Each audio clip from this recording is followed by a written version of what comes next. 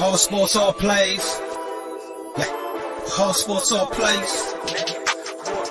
All sports, all plays. 365, we making a plays. You talking the game, get you to the days. We're high in the court, the dime in the lane. Variety topics, living the same. All presentation, sports information. In the airways, taking the nation. All sport, all plays, like working your faces. Grace at the field, so tie the laces.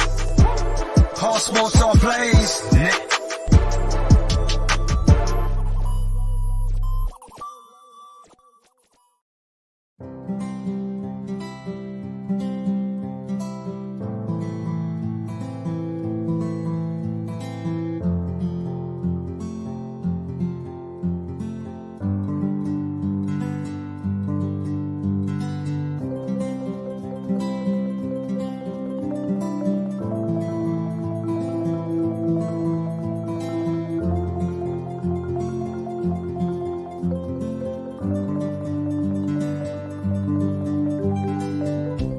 This is the Fonx D Streaming Network.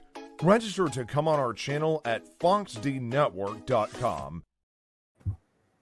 What's going on, everyone? This is the All Sports, All Plays Network. Real talk. It's your boy Freddie. I'm in the house. I'll be your moderator for the night. Right next to me, got my boy, my main man, Jay. What's going on, bro? Oh man, what's going on, man? It's good.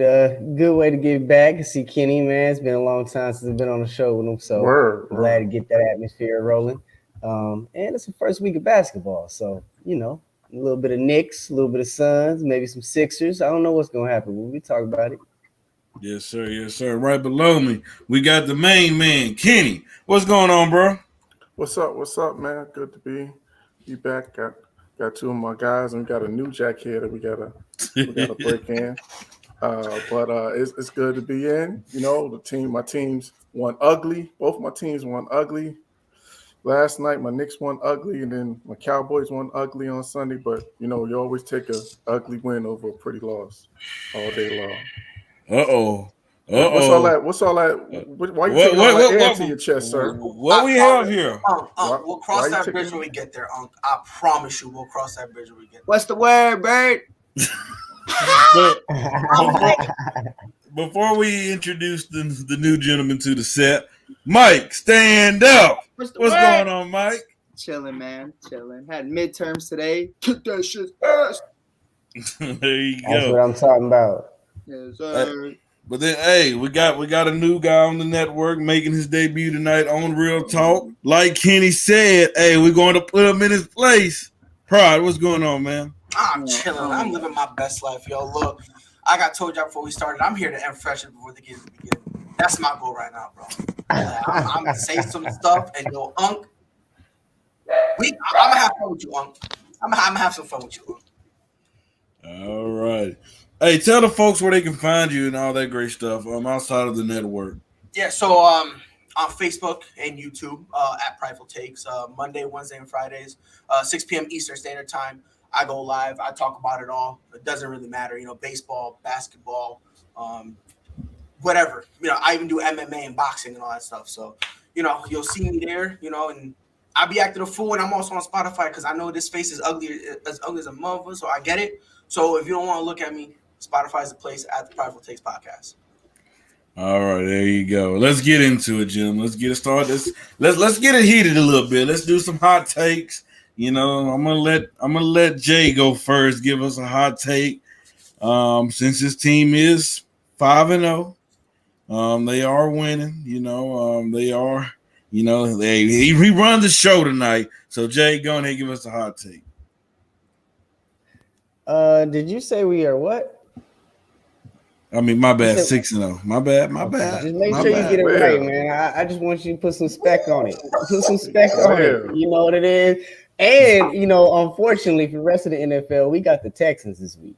So it's probably going to be a number 7. That's my lucky number. So, right, Kenny, we got 2 buys this year. So, we're doing great. I'm just going to double up. I'm not going to change it up. I'm going to double up. Like I said, y'all, in the beginning of the year before the season started, my number 1 pick for MVP this season, Kyle Murray. Okay? And he's proven it week in and week out. He's doing what he has to do. I mean, and people are looking at these godly passing yards, but look at his pass completion percentage is up there top of the NFL as well. So again, that's my pick. MVP of the league. He's doing it every week. All right, Kenny, give the folks a hot take. Okay, we're about to have a quarterback controversy in Cleveland. I think Case Keenum is going to come in and do some things offensively. I think him and OBJ are going to find something, and as a result, we're going to have a quarterback controversy because I think once you have a separated shoulder, that's not something that you can fix in a week. He's going to have to, if they're not going to fix it via surgery, he's going to have to sit out a few weeks to try to get that thing to calm down. And so I think this is Case Keenum's chance, and he's going to, take full advantage of it. And, they're going to have to make a decision in Cleveland in terms of who's going to be their starter for the rest of the year. So we're going to have a quarterback controversy in Cleveland. Oh, Kenny.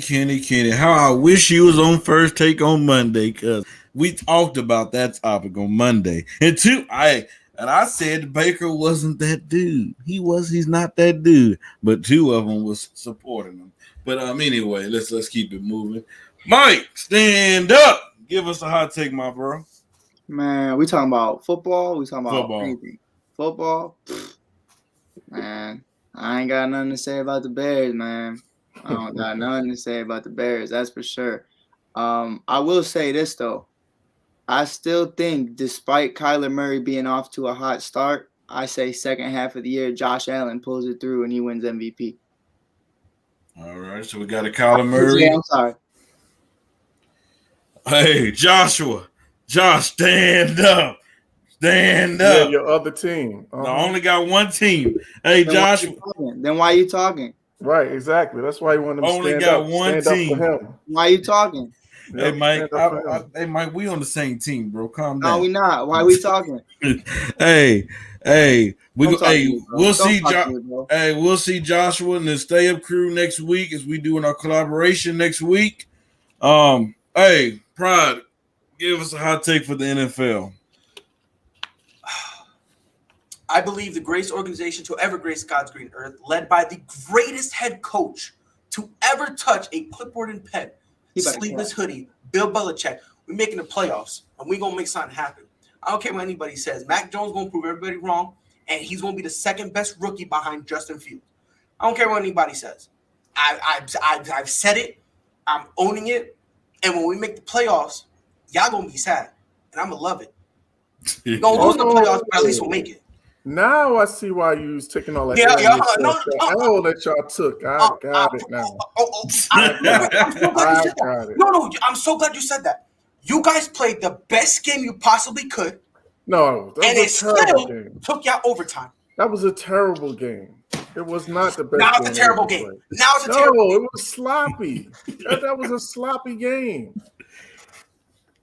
I like him. He said Justin Fields is the best rookie. I like him. 100%. Look, man, maybe it's just me. He can stick around. I'm not that high on Trevor Lawrence. Why they took him first, I don't know. I really don't know what they were thinking. I believe Justin Fields, in terms of the overall career, I think he's going to end up being the best. Not to say that any of these quarterbacks are going to be scrubs.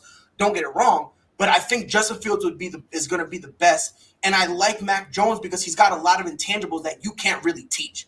Like let a rookie come in and be throwing like high 60, low 70% completion percentage. Like, you feel me? Like he does some of the small things that you can't really teach. So I think he's on the good path. You keep him in New England, I feel like he'll be able to evolve his game. Granted, we're going to have to give him some more help, at least an elite receiver or something like that. But as of right now, I'm good. If we going to get in the playoffs, so I'm chilling. I'm living my best life, you know what I mean? And when we get there, Mac Jones, he's going to be like, it's going to be Jack, first of all, Jack, hold up, my boy. First of all, Jack, run that back real quick and let me know who your quarterback is. Then come talk to me. This is a PG-13 show. You about to make it all real quick. Hold on. He said Justin Fields is an awesome running back. Don't get me started about Lamar. Capping, my boy. Don't do that. Capping, my boy. Don't do that. You'll cap on tight today. Yeah, but I like Mac Jones. I like Mac Jones. with you guys. You know what I mean? I like Mac Jones. I really like him. Look, man, when we drafted him and he came out walking and he looked like that, in my mind, it was like, I don't know if y'all watch wrestling. It was when Stone Cold came out and you had Jerry screaming, Stone Cold. I was like, Mac Jones, Mac Jones. I was screaming at him. He was just walking all happy.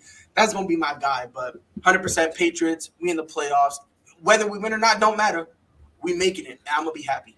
All right, let me give my hot take. Lord Jesus Christ.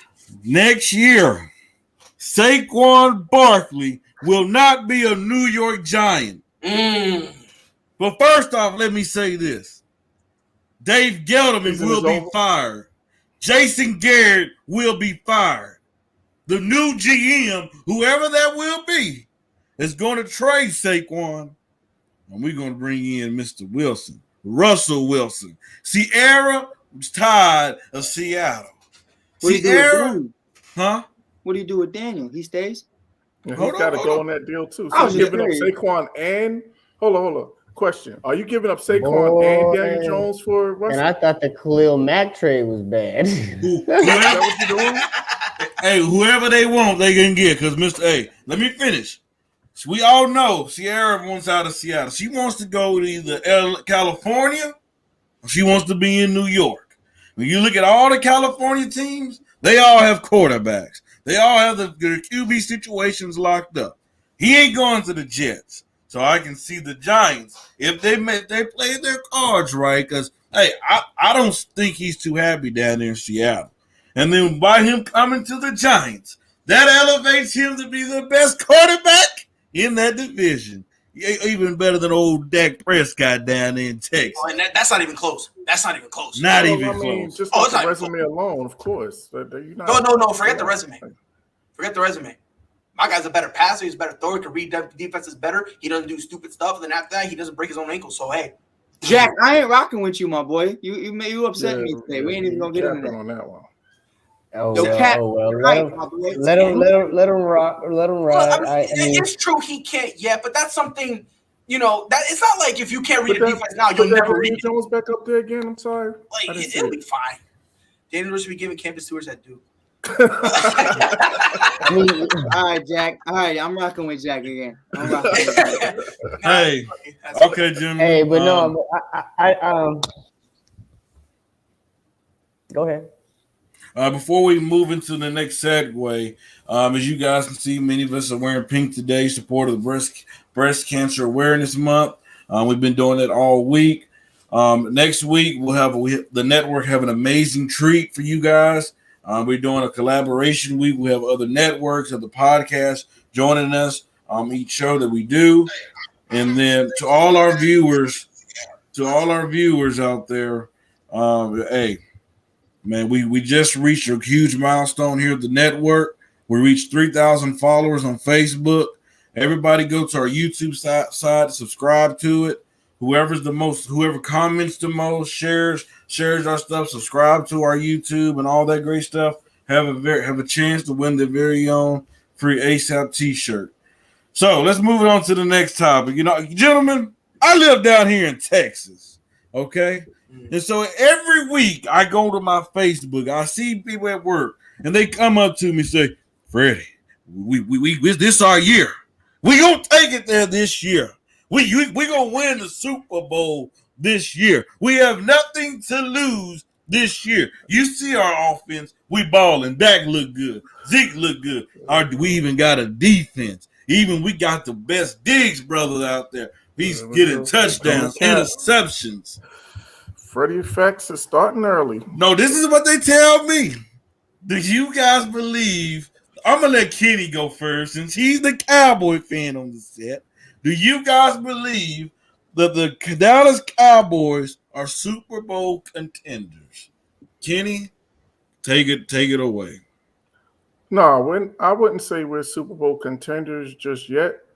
I think we still got to get better on the defensive side of the ball. Like right now, we're really opportunistic, but we still give up a lot of yardage. And we got areas to improve. Like I said, this past Sunday's game was very sloppy. A lot of offensive penalties, a lot of holding calls, a lot of false starts. We just just sloppy all around. So there's still some areas that I need to see some improvement in before I can say that the Cowboys are a Super Bowl contender. But we're on our way. We're on our way, that's for sure. All right, Pride, run with it. No, not even close. And no. I mean, look, this is the same story we see every year with Dallas. It's facing the wall. Every single year. Look, this all year. That has been the longest lie told. Bro, it's older than me. That lie's been told and it's older than me. That lie can go rent a car. I don't want to hear it. Like Stephen A. says, what can go wrong will go wrong. That is the reputation. Not only is that a reputation that they have, apparently they live by it. Because for some unknown reason, they always want to screw it up one way or another. So are they a Super Bowl team? Not at all. Will they win the division? Sure. Again, it's the NFC least, so cool. They win. Congratulations. You're going to go and get smacked in the wild card. Like, it is what it is. They're not winning anything because, again, they're not better than the Packers. They're not better than the Rams. They're not better than the Buccaneers. I don't care what the record said. They're not better than the Chiefs. So though I just named, 4 teams? So, and again, 3 of those teams are in the NFC. 3 of those, and that again, not even mentioning the Cardinals, not even mentioning the Bills.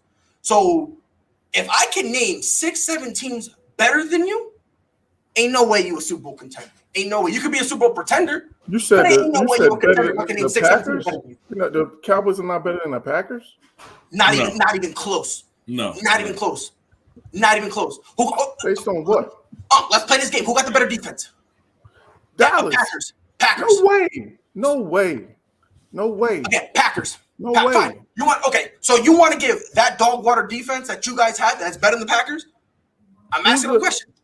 Absolutely, I got Dallas over Green Bay's defense. Absolutely. Go ahead. Fine. Go ahead. Continue.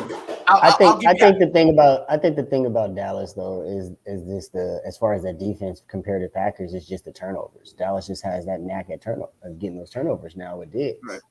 And with the Packers, me being a Bears fan, I acknowledge the fact that Alexander is going to be out for a while, and now Savage is going to be out for a while. That entire secondary is led by a rookie corner who Aaron Rodgers hated them picking because he wanted an offensive weapon. So, I mean, they're not great. And they brought in a guy that couldn't even fit with the Cowboys. So it really doesn't. You. But again, they don't have to be great. They're better than Dallas. I wouldn't say Dallas defense don't have to be great. We see that right now. They're just being opportunistic. What I'm saying is, you said they're not better than the Packers. I'm breaking it down. Defensively, the Packers are better. If you want to give that side of the ball to Dallas, fine. I'll sleep with that. Who's got the better running back? Dallas, right? You want to see Dallas, though? Right? Who's got more turnovers, the Packers defense or Diggs? That doesn't. Whoa. Don't do that because that's the same dude who's taking burn. I want to talk about turnovers, and you want to give up that he's allowing how many yards per game? How many turnovers he allowed? Come on, don't do that. People just want to talk the interceptions, but then when you got to play man, you get cooked. Oh, I ain't talking about interceptions. I'm just talking about turnovers in general. That's what separates defenses is being able to get that ball. Okay, fine. You know what? I'll give you that. If you drive 80 yards, and you throw it to the end zone and it goes pick 6, that 80 yards don't mean nothing. Exactly. Okay. That Dallas defense, are they stopping the Buccaneers? No. Are the Packers stopping the Buccaneers? Are the Packers stopping the Buccaneers?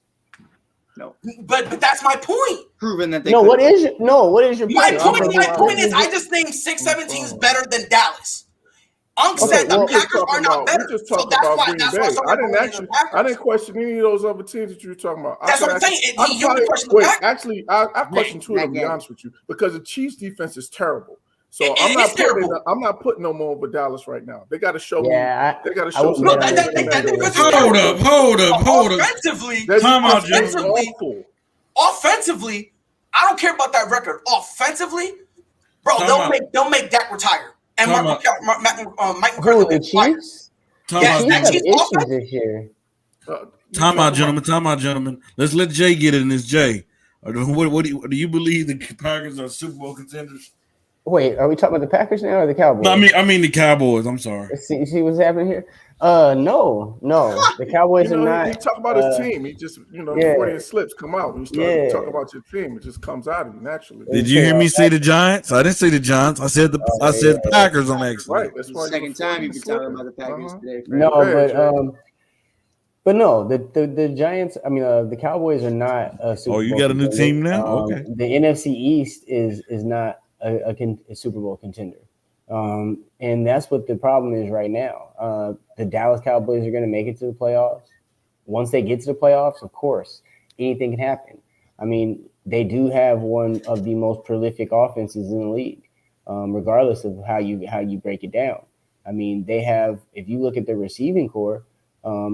They can contend with the Cardinals receiving core. They got 4 or 5 guys that can go out there, catch the ball, make some plays happen. Then you look at the running back. You look at Dak. And Dak is playing well. But again, when you get to the playoffs, and the game slows down a little bit and it's mano a mano, I don't think that defense can do it. I know when they go up against the likes of the Cardinals, they go up against the likes of Tampa Bay. Those high-powered offenses, and they got defenses to go with it. You know what I mean? So I don't think Dallas is a Super Bowl contender, and I don't think the NFC East has anything close to that. Now, I will say this. Getting Diggs and Diggs performing the way he is, if this keeps on going consistently, they're moving. That accelerated them into a whole year or two ahead of their recovery process to me.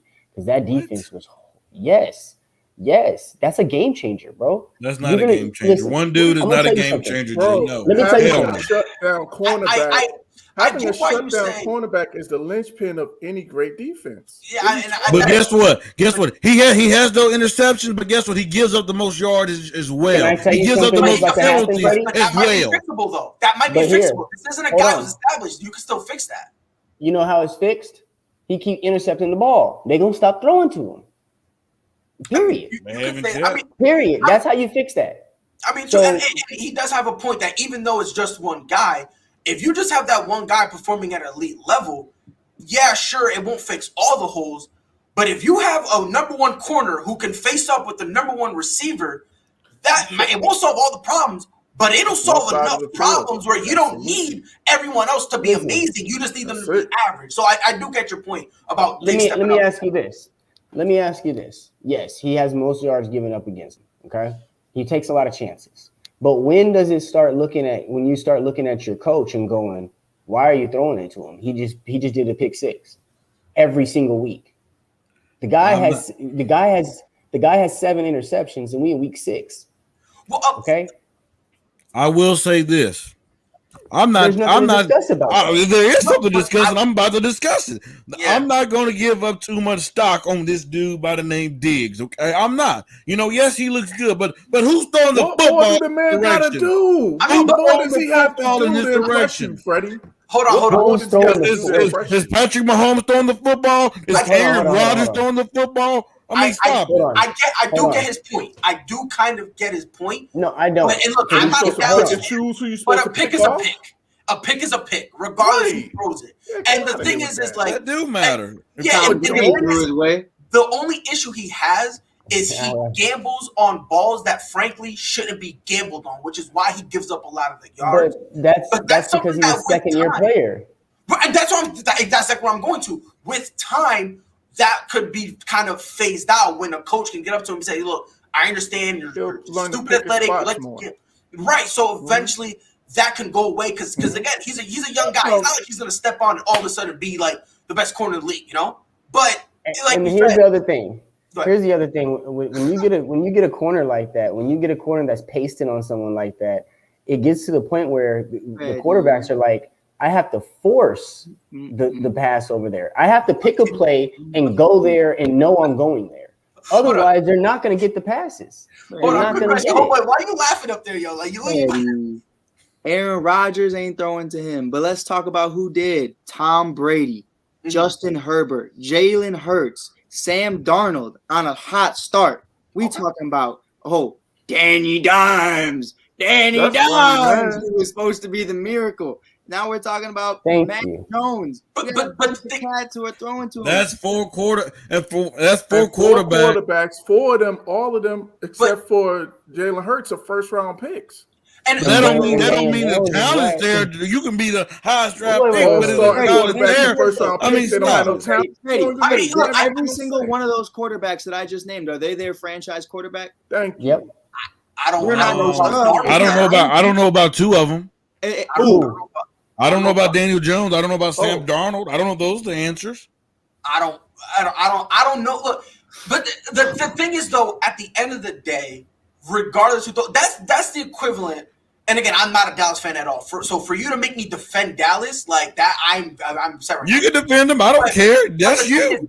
But that's the equivalent of, let's say the Buccaneers had a 3-game win streak and they beat the Giants, they beat the Jags, and they beat the Texans, right? That's the equivalent of saying, oh, those don't count because they're bad teams. But it's nothing to brag about. That's what I'm saying. It's nothing to brag about. Why are you bragging about that? You're supposed to do that. Because You're it's supposed to be historic, though. But it's historic. It was that easy. It was If fine. it was that But easy when to Diggs pick off does it, it's different. NFL quarterbacks, everybody would do it. Stop it.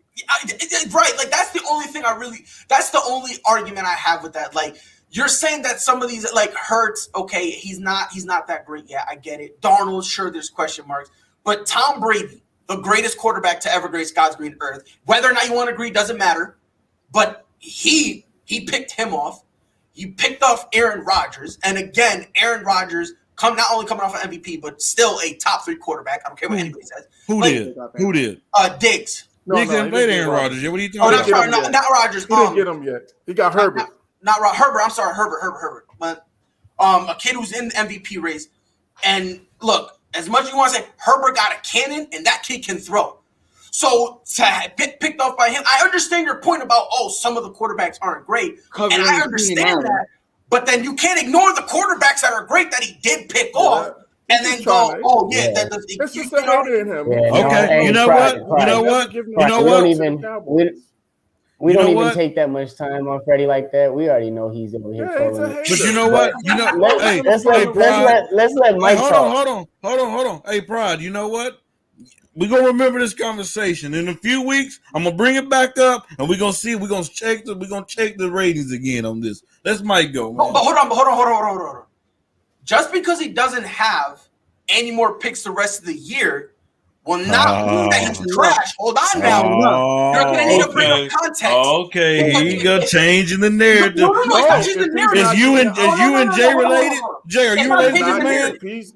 It's not changing the narrative. But let me ask you a question.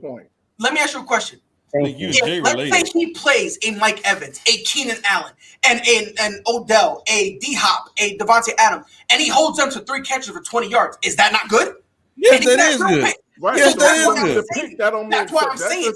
Yes, that is good, but I'm just saying. That's why I'm saying if it gets to that point, you can't just look at the picks and say, and again, I'm mad you're making me defend Dallas, but you can't just look at the picks and say, oh my God. That's why. You know what I mean? Like, you can't just say, oh yeah, a la Darrell Revis Island. All right, Mike. You lost me there, bro. Nah, I ain't giving him no nickname just yet. I'm saying that's what Revis Island, the same thing. He didn't interceptions. They just to the side. Which again, I mean, look, even if he doesn't have any, 7 picks for a rookie, regardless. Second year, he ain't no rookie. Regardless. Let's let Mike get in here, man. Mike, are the Cowboys Super Bowl contenders? No. No, like I guess, like maybe, like it's to the conversation of like the Eagles made it a few years back, so I mean I guess anything's possible. I think that offense is a couple cracks away from being a super caliber offense. I think they just need a little bit of a healthier O-line, and I like what they're doing with Pollard, actually. A lot of people want them to continue to feed Zeke, but I think Zeke actually holds them down when Zeke's the number 1 guy the entire time. I think that you have Pollard, you kind of get to ignore some of Zeke's flaws. He's not that guy anymore speed-wise. I feel like that's your guy. If it's 3rd and 1, you go in Zeke. But if you want some actual yards, you go Pollard, just because them fresh knees in the NFL are a huge difference. I'm 21. I ain't got no knees left. So it happens very quickly.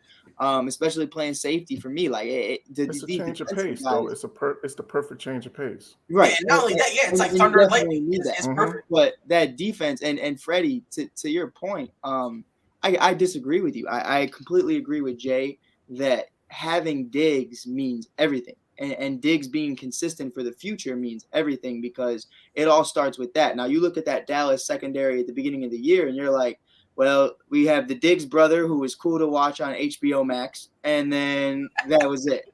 But now that Diggs brother is actually a brother, and he's chilling, and he's going to get a payday one day if he continues at this rate. You have Micah Parsons. You have Lawrence, who, Jesus Christ, if this kid could ever play more than 5 consistent games, I think he's very solid. Is that going to happen? I have no idea. But if he can, it's definitely effective. And then you draft. You really don't have to focus on the offense in the draft. Maybe you get a couple tackles here and there just to have it as depth, because you never know. But if you really focus on free agency, on just bringing in a tight-knit group that has chemistry for this defense, I think we're talking 1 to 3 years from now, I think it's a serious conversation. Now, is McCarthy going to be that guy for this team? Probably not. But I definitely think that roster itself has potential to be a Super Bowl appearance-worthy team. I just don't think, winning it, probably not, because that AFC is stacked. Okay, listen and that's here. the thing. But that's the thing, though, before you go and chop down the tree, having those corners and that secondary that's able to play man to man and come up with turnovers and make big plays like that, it really takes a lot of stress off on your front four, your front seven, really. Exactly. But and that's where you're going to start seeing the benefits being reaped on the Dallas defense, because they're able to get at the quarterback. They're able to send it in and on running back. No, you're not listening. I'm not saying they're doing that. Jay, now. I'm saying I haven't seen that at all. That's what's going to progress from. But the Diggs coverage, being that's consistent. those coverage sacks that you get. Correct. From Diggs being consistent. And then once you cut off someone in their offense, it's really difficult now. Now the field is shorter. The field is smaller. That's the same thing that we had going on in Arizona. And Budda Baker opened it up a lot because he's able to fly around the field and help the corners and relieve some pressure on them. So we're able to send our whole freaking line at them and just let them go. Send linebackers and blitz the way we want to. And that's what the Dallas Cowboys have been missing on defense, is being able to blitz the way they want to and play the game that they want to, because they don't have the personnel for it. Right. Yeah, and the same thing, it was the same thing with the Bears, really. Like, you draft Kyle Fuller, this could be your Kyle Fuller. Then you bring in a Roquan Smith, and then you bring in guys like Akeem Hicks. You bring in a Mack, you bring in a Jackson, you bring in cats like that. I'm not saying it's the equivalent of what Kyle Fuller was for the Bears, but it's that same principle of you get your linebacker, you get your set down corner, and the rest of it you could figure out through free agency. But those guys don't come easy. Gilmore's just don't fall into your lap. That doesn't happen. The fact that happened regardless is the Patriot way. You know what I mean? Like, they have no ties to anybody. It's next man up always. And that's just, I have mad respect to it. But, like, they really ain't missing them like that. But it's definitely a scenario to me where they definitely have, with Parsons and Diggs, they are a few pieces away from having a pretty solid defense, especially when Lawrence comes back. Yeah, listen here, man. Before you go, just with, like, to go to like the point that's been made, which I don't know how you're still missing it. If Diggs, let's say he becomes that guy that everyone expects him to be at this point, because at this point people are expecting him to. If he becomes that guy, if you think about it, if he's holding down the number one, now you're trying to make a number two have to step up and be that guy. How many teams in the league truly have that number two that can really step up like that? And that's kind of what will help you and win some games and stuff like that. So, like, for you to just be like, oh, yeah, bro, him. Unless you got a Devontae Adams, or unless you got a DeAndre That's what made the Hopkins, Jets defense so. That's what made the Jets defense so good when they made that run. You had Darrell Reeves shutting down one side of the field. So, and Bart Scott was running wild. Yeah, and you got, they didn't have that great pass rush, but when you got that coverage guy that's shutting down one side of the field, and we're not saying that he's that guy yet, but he's on his way there. And you get guys like Randy Gregory DeMarcus Lawrence, you get Michael Parsons coming off that edge. Like that gives them that much more time to get to a quarterback. It makes a difference. 100%. Listen here. I hear all this. I hear all this. Coming. We ain't going nowhere. Well, you know what? You talking all proud about that defense. Got your chest sticking on out. Say they're a Super Bowl contender. Say it now. We on out. I said we here. We coming. Exactly. We not yet. But we on our way. You crawl back under that rock. Hold on. Time out. Hey, Freddie, Odell Beckham Jr. just got hurt again. No, I'm not even surprised. Oh my goodness. I'm not even surprised. Listen. Before you go, we can smash this Dallas stuff into the floor. This is sad. But, let's move on. Hold on, I didn't even get to say my point. No, I didn't know. What for? No, we don't want to hear what you got. Y'all let everybody else talk. We already know what you're going to say. You don't know what I'm going to say. I'm not trying to be mean when I say this, but your point just holds no merit. Holds no validity. You're going to say we're not contenders. We already established that. We know you're going to say that. What you going to beat it? Well, let me say it then. Let me say it. Listen here. Let me hear it. Listen here. When I look at this Cowboys team, I look at a high-powered offense. Dak Prescott looked like one of the best quarterbacks in the game today. Zeke Elliott has came along since the Philadelphia Eagles game. Him and Pollard, they get it together. CeeDee Lamb looked like he can be one of the best wide receivers in the game today. Hey, you still got Amari Cooper, and you're doing this with a dude by I don't know his first name, Wilson, that's replacing Michael Gallup. But listen, it's not hard. It is not hard to look good on defense. It's not hard to look better than what you did last year. Last year, you was a history, all-time worst. It's not hard to look much better than he did last year. And you know what? I don't care what pride say on this show. This is real talk, and I'm about to be real. It do matter who you playing against, because if you playing against a New York Giants team that's dumpster juice, guess what? You're supposed to handle your business. You going against. But should we punish them for handling their business? No, you should not. No, you should not. No, you should not. But you're not going to sit up and say they're a championship team because you beat the Eagles, because you beat the Giants. No, you have to worry about the. Have we forgot about the Cardinals? Have we forgot about the Rams being there? Have we forgot about the Tampa Bay Buccaneers? We agree with you. You're arguing with yourself. We agree with you. Yeah, that's what I'm saying. Like, we know what you think. Yeah, we didn't. Nobody said that they're there. I'm not getting worked up. I'm getting worked up. You see a vein cross my head, and it ain't there. I'm seeing it start to show the skin. But no one is saying that they're a Super Bowl team. Even the Cowboys fan is saying, "Bro, we're not there." Consensus, right? Like we're all agreeing. Like Mike said. Frankly, the only disagreement here, is you thinking Jack is what we're talking about. That's disrespect. That's disrespect. Because Diggs. The reason why I say that because Ramsey started off the same type of thing. He started off hot. Okay, so you're not saying that he's up like on top of on par. You're just saying that's what we want him to be. That's what we're looking for him to be. Now saying like that. Okay, that makes sense. Yeah, no, you can't. He ain't not. He's moving towards that direction. Right. But like I said, touch that comment, Jay. Touch that comment, Jay. Touch it. Cards are hot and will fade later. So the only way anything like that happens is if we get injuries. I mean, listen, we haven't had a tight end in it's been a long time.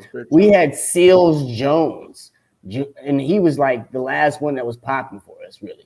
So to come out and get Zach Ertz after Max Williams, who to me stepped up better than he's ever played for us this year so far, and we got a Zach Ertz who's better than him, man. Now Kingswood. That was the other thing with Cliff. Yeah, we have all the wide receivers that we want, but Cliff's offense is piloted around that tight end position.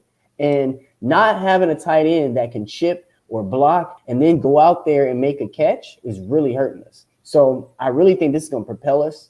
We got the next man up mentality over there at the positions we need them at. So this is really going to propel us. I don't think it's slowing down, y'all. It's a good thing, that comment came up. It kind of, leads us to our next topic. Into Calamari, down there at the Cardinals. Like I said, they are 6-0. But where do you rank him as quarterbacks into this year, today's game, Where do you rank him at the QB position? And I'm gonna let Jay go first since it's his team. I mean, it's very simple right now. He's playing like the number one quarterback in the league. It's very, very simple. I mean, the only other guy that I'm gonna put there is Brady. This is real we can rankings. talk about. Or we talking about? You talking about real rankings? You got him number one right now? I mean, I got him playing like the number one quarterback in the league. Okay. At the moment. I don't think he's the best quarterback in the NFL. Okay. Yeah, that's what I was asking. But I mean, at the moment, I think he's playing like the best quarterback in the league. And he's protecting the ball. He has high completion percentages. He's being smart. And then last week, look at how he piloted that game against Cleveland, and we had no Cliff on the sidelines.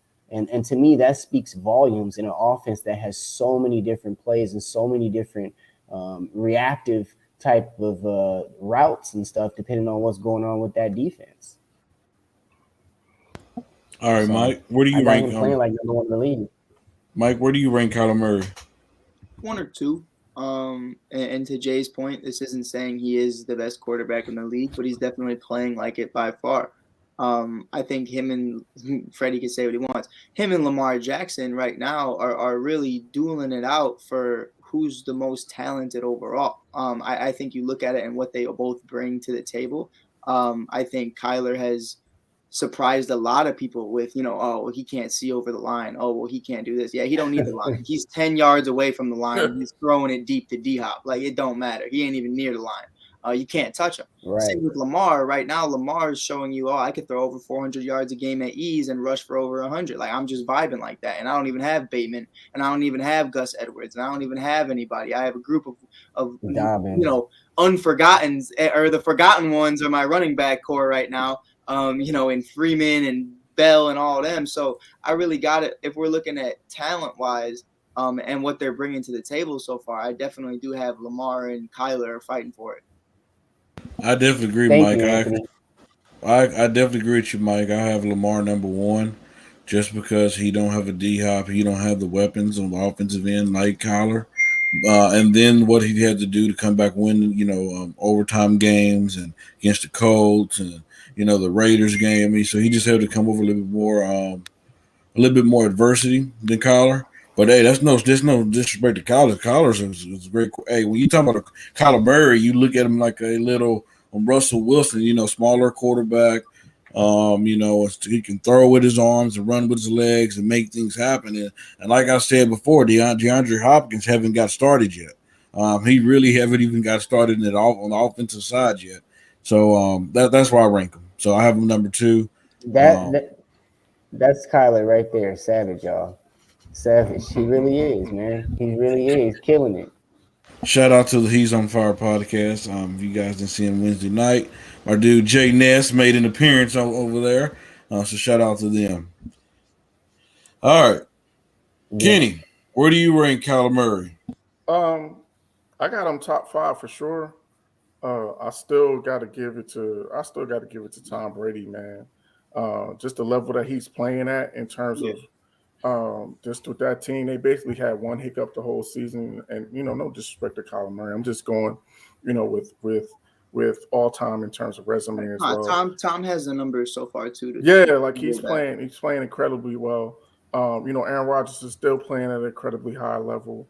And you guys talked about Lamar and you talked about Kyler. So, those guys, of course I got to show my boy Dak some love. He's playing at a really high level. I think we're just in a great, we're in it's almost like a golden era, man, in terms of quarterbacks, because we got from all the way to oldest to youngest, we got high level quarterback play from guys in their 20th year to guys in their first and second and third year. So this is like a golden era quarterback. So it's going to be interesting to see. But, having said all of that, I definitely got him top 5. He's probably, if I had to put a number, I probably would put him at 3. Yeah, I got him at 1. I mean, you kind of have to, you know what I mean? Like, that, not only with the stats, but he's basically the sole reason. I understand you got D-Hop. I understand you got AJ Green. I understand you have all that stuff. Dak better than Murray, you're out of your mind. But he's basically the sole reason they're undefeated. Let's just call it what it is. Because if you put anyone else in there, you don't really know if they're going to be undefeated. You really don't, you know? So I have him number one. He's playing on fire. You ask him to do something, and he does it. Like Kyler Murray, if you watch him play, he takes risks, but they're calculated risks. They're not stupid risks that you're like, bro, what are you doing? It's more along the lines of like the risk he takes is stuff that you can live with. There, like he, like you said, he doesn't turn the ball over. The kid's got a kid, like you guys said, he's like 10 yards away from the line of scrimmage, and he's flicking his wrist, and all of a sudden the ball's like 70 yards out to whoever, whether it be AJ Green or it doesn't even, or Christian Kirk, it doesn't matter. Like, you know, he flicks his wrist, and all of a sudden it's out. So I have him there. I do have the greatest quarterback of all time, Thomas Edward Patrick Brady Jr. right behind him. And if they're undefeated, Hey, he don't get shots out like that on here. I will say his name one more time. Go push my button. I'll say his full government. We gonna have to censor your censorship your speech here in a second to doing it like that, man. We don't give him shots out like that. My bad. You got it. But right now, I have to give Kyler Murray one. There's honestly, even if he has a bad game, I don't think that will put him out of the top three. And when I say a bad game, I'm talking about a nasty game where you go, well, Kyler, what are you doing? I don't even think it'll take him out of the top three. Like because of losing to the Texans this week, even though I don't think that's going to happen. Bad game. Even if they lose to the Texans, I just don't see it. Yeah, I don't see him being out of the top three. I mean, you can take it one. It's true. Throw 4 picks and they still will beat the Texans. They're terrible. Oh, nah, bro. You know what? It's a great segue to the Texans. Let's move on. Let's move to the next topic. Hell no. We seen the news break off that, you know, there's reports saying that Deshaun Watson could be traded to the Miami Dolphins by this end of this week. Miami PD. Yeah, and there's also reports that Washington could be involved in that trade to get Tua as well. Just, you know, Kenny, what's your thoughts on the news of, you know, Watson potentially being traded? About time, and hopefully he get to playing. Yeah, like you said, about time. Hopefully this all works out. I think Miami will be a great landing spot for him. They got some nice pieces there offensively. But honestly, if I'm the Washington football team, I would be the one that would be knocking his door down as opposed to Miami, because I just think that they got a little – because I'm a big fan. Dang, his name just escaped me. The wide receiver from Ohio State that's with Washington. Terry McLaurin. Yeah, I'm a big fan of his, man. So I think he could really do some damage, you know, with that guy, you know. So if I'm Washington, I probably would be knocking down his door, you know. But if I'm Deshaun Watson, I definitely want to go to Miami. I think that would be, you know, the best winning situation for him. But I just think it's going to be interesting to see how this thing all plays out. Even Philadelphia might, you know, I would take a look at him from Philadelphia too, because you got questions about Jalen Hurts. So it's a few places that I could see him going. But if I had to, Miami's probably the best destination out of those three that I mentioned. Oh, Dave Gettleman, why won't you pull the trigger? It's just like with the Lakers, man. You want everybody. You want Aaron Rodgers. You want Russell Wilson. You want Deshaun Watson. It's just like you're a quarterback whore. Bro, I've been there. But Kenny, anytime a Deshaun Watson's available and he's better than your quarterback, why would you not want to upgrade your quarterback? I'm just saying, first you're talking about Russell Wilson, then you're talking about Aaron Rodgers. Now you're talking about who. Make up your mind. That was 3 quarterbacks that could be on a different team by next year. Freddie, I just want you to know. Kenny, when you can't figure out, you just throw it up against the wall. If you were to bring in Watson, that's 2 players on that Giants offense that don't got an ACL. That's Barkley and Watson. Be careful, big dog. And you still don't got an O-line. Be careful, big dog. That's a great point. When you can't figure out what in the locker room is spoiled, you just want to get rid of the whole locker room as well. Carolina Panthers, which is kind of dumb because they just traded for Sam Darnold. Right, exactly. So that makes no sense at all. Yeah. Which I understand. Well, look, man, I'm not crazy on this whole trade. Look, I guess sample size high on Sam. Like Sam started out pretty good, though. I think this is more of McCaffrey. How much of a difference that offense is without McCaffrey in the lineup than it is on Sam Darnold. Mm-hmm. I'm just gonna put it to you. Brady, I can't hear you, big dog. Mike, run with it. Let us know what I'm saying Mike, run with it, and I get myself muted, but run with it, Mike. Honestly, bro, it frustrates me. It frustrates me because, first of all, Ron Rivera. I love Ron Rivera. I got mad love and respect for Ron Rivera. And Scary Terry is that dude, Kenny. That dude is legit. Scary Terry's that dude. I had to trade him on my fantasy team. The offer was too sweet, but it hurt my soul doing it. I had to change my whole name and everything. It was scary. I was so upset. Now we got Kelsey's Killers. Had to run with it. You feel me? He killing me, but the whole time. But it's to me, here's what don't make sense. All right, so the Dolphins get Watson, and the Miami PD police department probably does too. But that's neither here nor there. Hey, we don't know. Allegedly. So we'll figure that out. Allegedly, 22 women, but we'll figure that out. We'll definitely figure that out when it comes out. So if it does work out, let's say it works out. Miami, I think looks great. Waddle, Parker. Who's the other cat out there? Fuller. I think it looks great. Gaskins, all these other cats. Fuller. I think it looks great. And their defense wasn't that bad last year. And honestly, I think they could make a wild card. You look at the standings right now, it's the Bills with 4 games, and the Pats only have 2. And who's their other one in the division? Who is it? Jets. The Jets. The Jets only have 1. The Dolphins have 1. So you're definitely not catching up to the Bills by any way, shape, or form. But you definitely could fight for a wild card spot. Now, from Washington's perspective, I don't like it, but I think it's a better direction than Heineke. I think with Heineke, he's that bridge gap quarterback to finding the real one. So is Fitzpatrick. I always call him Fitzmagic. I got to be respectful.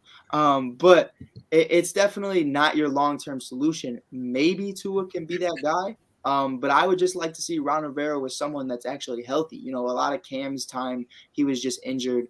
And now, you know, with Fitzmagic instantly injured and Heineke not really being that guy, I kind of want to see someone more solidified than that with Rivera, especially for the offense he's trying to run. He's not trying to groom somebody. He's trying to win because that's what he's been doing. He's already gone 15-1 and to a Super Bowl before. He doesn't have another 5+ years to wait for a quarterback to be great because Terry's good now. This defense was good then, and they're already looking not that great. So you got to really pick up on that. But I still think having Tua, there's a lot of potential there. So I definitely think it's something decent to look into. From the Texans part, I think you end up with a shit ton of picks that half of them you mess up on. Like, I'm just going to be real. I still don't trust them. I don't trust that front office at all. Like, you're going to get a crap ton of first-round picks, and you're either going to trade them back for Phillip Lindsay or you're going to trade them for somebody who doesn't matter. And to me, I look at it as, you know, maybe they get Fitzmagic out the deal. Maybe they get Heineke out the deal. And at the end of the day, though, I think you still need to fire that entire front office to draft correctly and to draft accordingly. Because they just brought those guys in so that you got to give them a chance to try to fix some mistakes from the last regime. Right. And you look at this draft as a whole. All right, I'm going to get Spencer Rattler. Don't do that. I'm going to get Sam Howell. As someone who had Mitchell Trubisky, don't touch UNC. Never touch UNC for anything ever again. Ever. And then everybody else, it's just kind of like, it's not a deep enough draft for me to not come out with a quarterback. So I definitely do agree with Kenny, or I forget who said it, but Jalen Hurts is one of those guys. I'd rather roll with Jalen Hurts in a trade than straight up, you know, Heineke and then pray that maybe Spencer Rattler figures it out. I don't think you have enough time. Now, I will say this, though. And it's a realm of possibility, but money talks and picks talk. So if you were to trade for Russell Wilson and you got Brandon Cooks and you had all these other draft picks from both teams, he retires immediately. And your own. Oh, he definitely does. But if they drafted correctly and they brought in a front office that Russ could respect, are you telling me Sierra don't like big Texas, big Houston? That's cap, because Houston's a great place to be in. Texas is a great place to be in. The city's amazing. Freddie, you just hate it because you a Giants fan. Yeah, he wants to win, though. Texas is horrible. Right, it definitely is. The only pushback I give you with the Texans is because, like you said, you need to get rid of the front office. You need to bring people in who know what they're doing. Right. And that's kind of the only caveat. But if they could do that, I don't think you're out of the realm of possibility, because Brady Cooks, I have him on my fantasy team.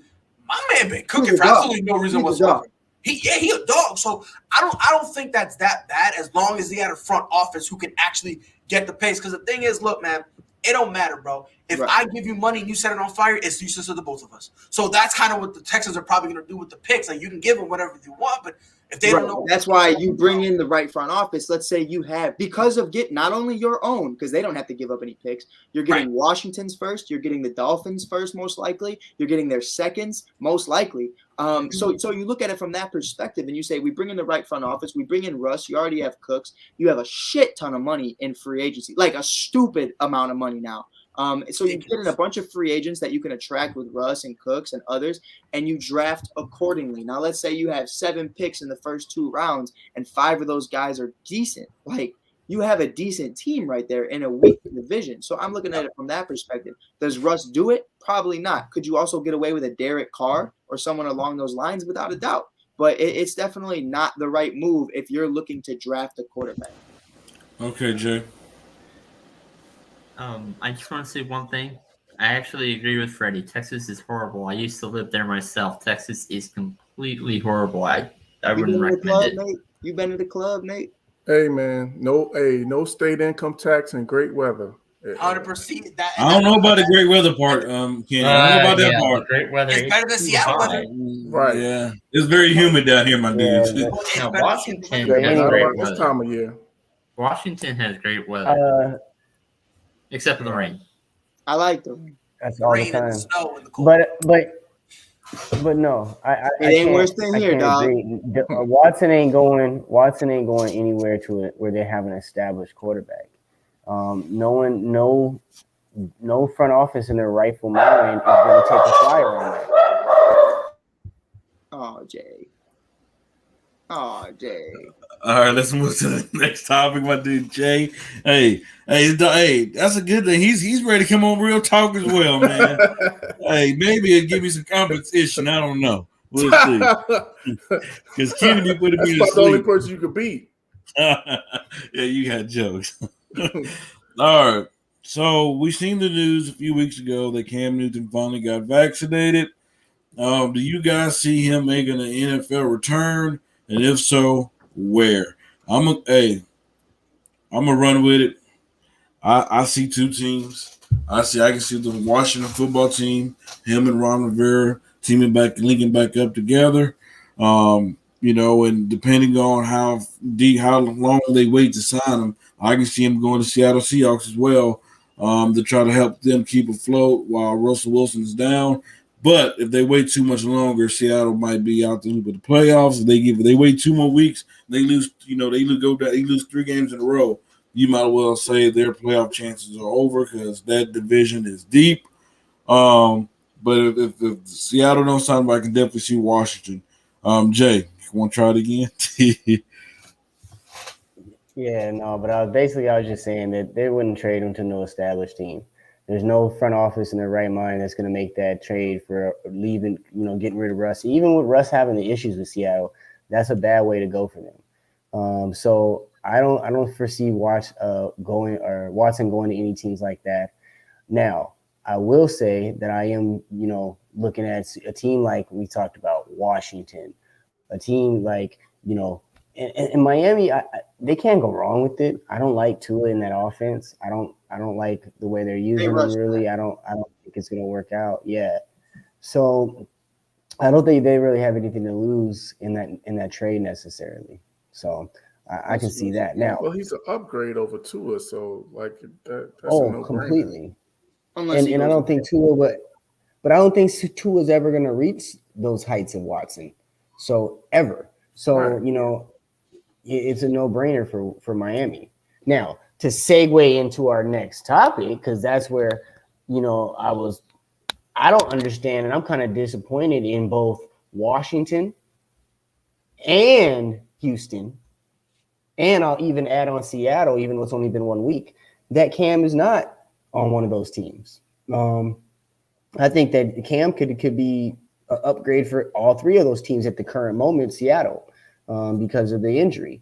So, I mean, Geno held his own last week, but again, I think Cam just puts him in a better position to win more games while Russ is out.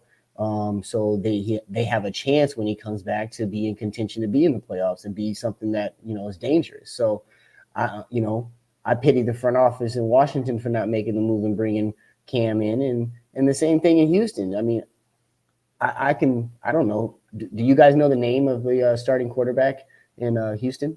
I know who he is, but without searching it.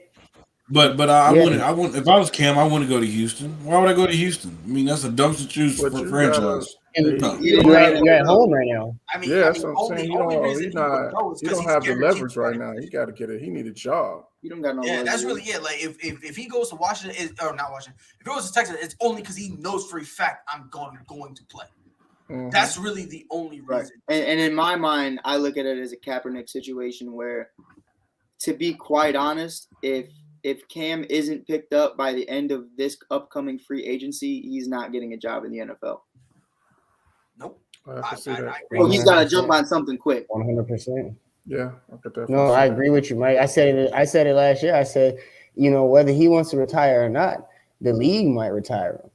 Right. They do it. They're forcing Big Ben out as we speak. That's different, bro. Big Ben forcing himself out. Well, I think that's a great point though about Houston though, because one, he has no pressure. They're a bad team, so it doesn't matter. He don't have to worry about having to win. He can just go in there and put up numbers and just show that he still got it. It reminds me a lot. Then he could get another opportunity. So I think Houston is like the perfect. It reminds me of Russ. It reminds me of Russ going to Washington.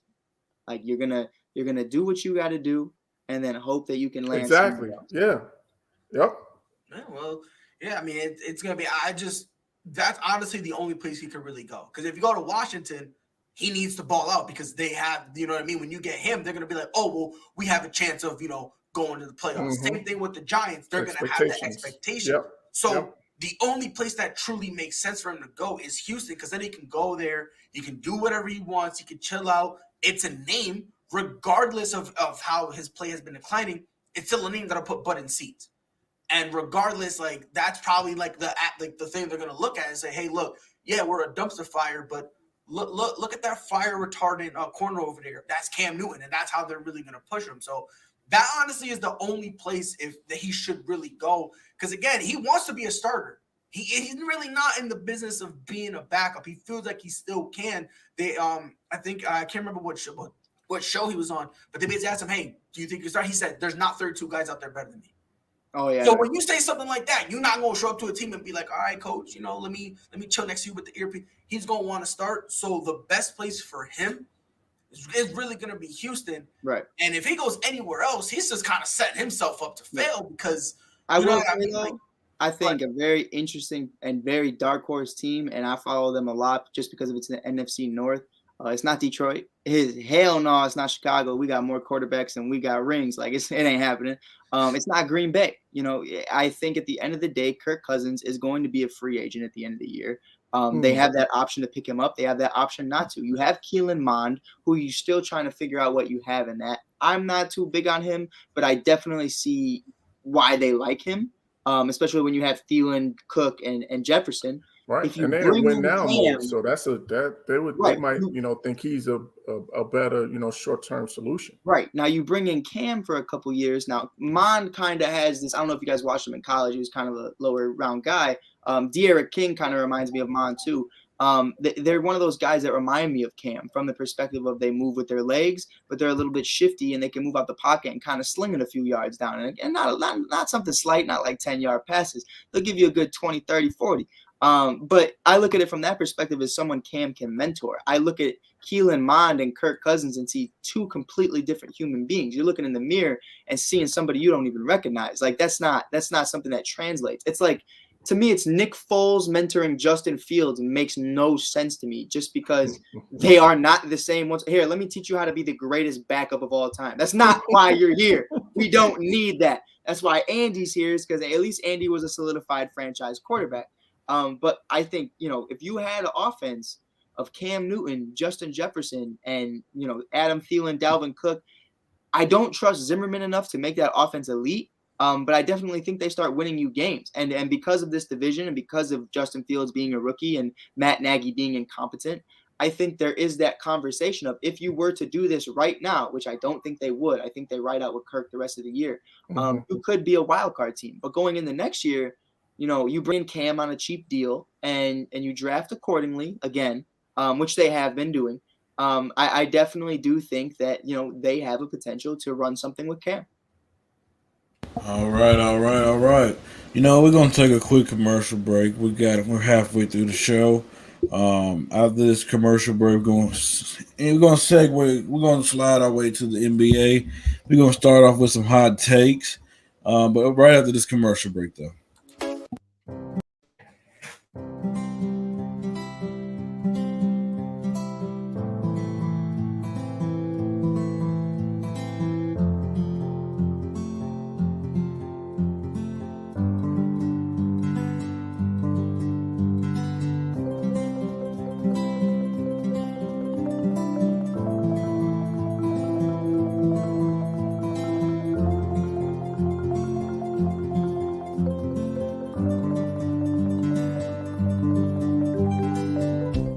This is the Fonx D Streaming Network. Register to come on our channel at foxdnetwork.com.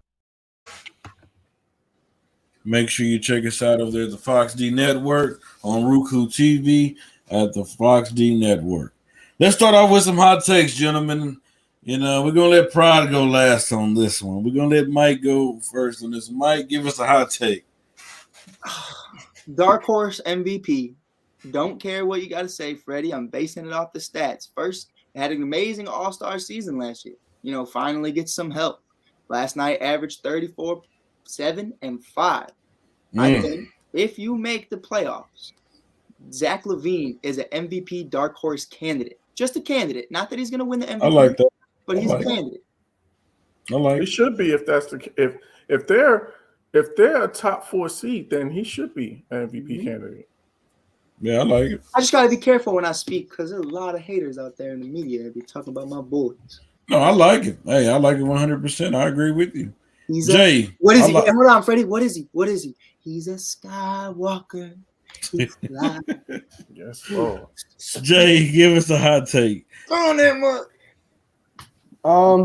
Man, hot take, because I was actually leaning towards a Bulls hot take as well. Go for it, Jay. No, we'll move around, but Jay, I think. No, I'm gonna go with John Morant. Hey, with your chest, Jay. I'm gonna go with John Morant. And I'm gonna tell you that's on my MVP list. John Morant is having a chance this year that we might see him move them into like the 5th or 6th spot in the West, and really have one heck of a year.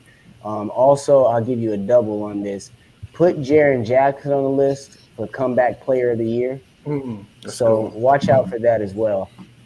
I love Ja, man. I've always loved Ja. Yeah, I feel like that's combo. Baby D Rose right there, like, to be honest. Did you have a hot take or something? Yeah, I did actually. I have a feeling that there's going to be 3 teams involved by the trade deadline, and Ben Simmons is going to be out of there. Oh, he's gone before the trade deadline. Yeah, before the trade deadline, but I feel like there's going to be the hot take is that there's going to be more 2 teams. Yeah, I don't know. Okay. Look at Shanghai. 3-way trade. Kenny. No, don't do that. No, don't do that. Don't say Shanghai. Don't do that. Kenny, give us the hot take. Don't do that. all right, hot take. Fred, you're gonna love this one. The Lakers will not be the number 1 seed in the West come playoff time. I just thought that was common sense. Yeah, that's I think they're gonna. No, that's a lot of people. That's a hot about, take. A lot of people are picking them. Oh yeah, that has to be a hot take.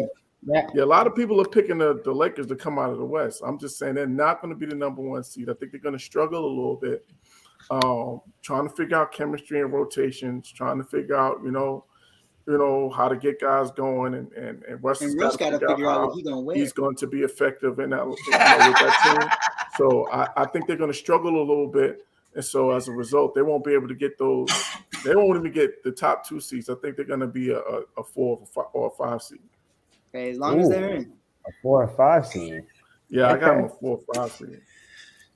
All right, Prod, give us a hot take. I'm looking at Kenny. I'm looking at Jay. I'm looking at Mike's face when he say this too. Now hold on. I want to see their face first. Come on, just you can keep me as big, but I want to be kind of. I want to see them on the edge because I kind of want to see their faces. Big. Yeah, like that. I want to see it. Okay. I want to preface this by saying, let me build the bridge, and after that, you can take the journey with me. I got something in my eye, by the way. I'm not hating on you already. No, you good. Kobe Bean Bryant is the most overrated player in the history of the NBA, and the only reason people are hyping him is because he's dead. That is the only reason people are hyping him. If you got Kobe Bean Bryant and removed his name, what? Not a single soul. I'm gonna say it one more time. The only reason people are having all this magical love for go ahead, zip it up. Go ahead, zip it up. You see how your sweater is? You see that's a 0? That's the case that Kobe has as all-time great. Let me explain. Let's take this walk with me, ladies and gentlemen, boys and girls, children of all ages. Uncle Pride is gonna tell you and explain to the world why Kobe Bryant is the most overrated player in the history of the NBA. First and foremost. Wait, hold on before you start. The go ahead, thoughts sir. and opinions of Pride do not reflect It don't matter. Or ASAP Network. Continue. But here's the problem, Thank you for that disclosure, Kitty. That's the problem. Now, first and foremost, he said, who put this guy on the show? Hey, look, man, we'll have that conversation. Kobe Bean Bryant, the only reason he was a above average player who had a mentality that this league at his time didn't truly have. That's the only thing that made him different. The guy was not efficient, never shot over 47% from the field ever in his career. You can look that up. Imagine your career, you miss 55% of the shots. Let that be anybody else, and we would crucify them. We look at Russell Westbrook and call him inefficient, yet Kobe Bean Bryant, who, if I'm not mistaken, was only 1% higher, is a killer. This is the same dude that when Golden State dropped 3-1. All right. I can't even listen to it longer. It hurt my head. I'm getting a headache. Hold on. Time out. Let me finish. I said let me build the bridge. I can't even. You don't got no more cement to build with, bro. We didn't took it from you. Unfortunately for you, I got a truck and it's here, so I'm gonna keep going. You see, this is we're the same people who killed Steph. We killed Clay. We killed them. We killed Golden State for blowing 3-1. But then people want to forget Kobe Bean Bryant invented it in the Western Conference Finals against Sun. People don't want to talk about that for some unknown reason. Why is that? People want to sit here and kill LeBron for losing to the Mavs. That's the same Mavs team that swept the Lakers. Nobody really want to talk about that. We want to talk about how Kobe Bean Bryant was this tenacious defensive guy. Meanwhile, they getting cooked. It wasn't even funny, so I don't even know why all this nonsense about him being a phenomenal defender came from anyway. Because ain't no way you'll come from. All right, so you built your bridge. So who was the GOAT of the year? The big screen, sir. I see where your hurt is, bro. You hurt about LeBron, and now you taking it off on Kobe. That's what you're doing. Well, why am I hurt about LeBron? That's what you're doing. I see what you're saying, and I acknowledge it to the point to where relevance is always key. And to what I'm trying to say before anybody else says anything, I do agree to the point to where Kobe went on a list of being top 5, top 10 of all time to being many people's GOATs just because of the fact that he passed away. A lot of people bumped him on their list. But I will say this.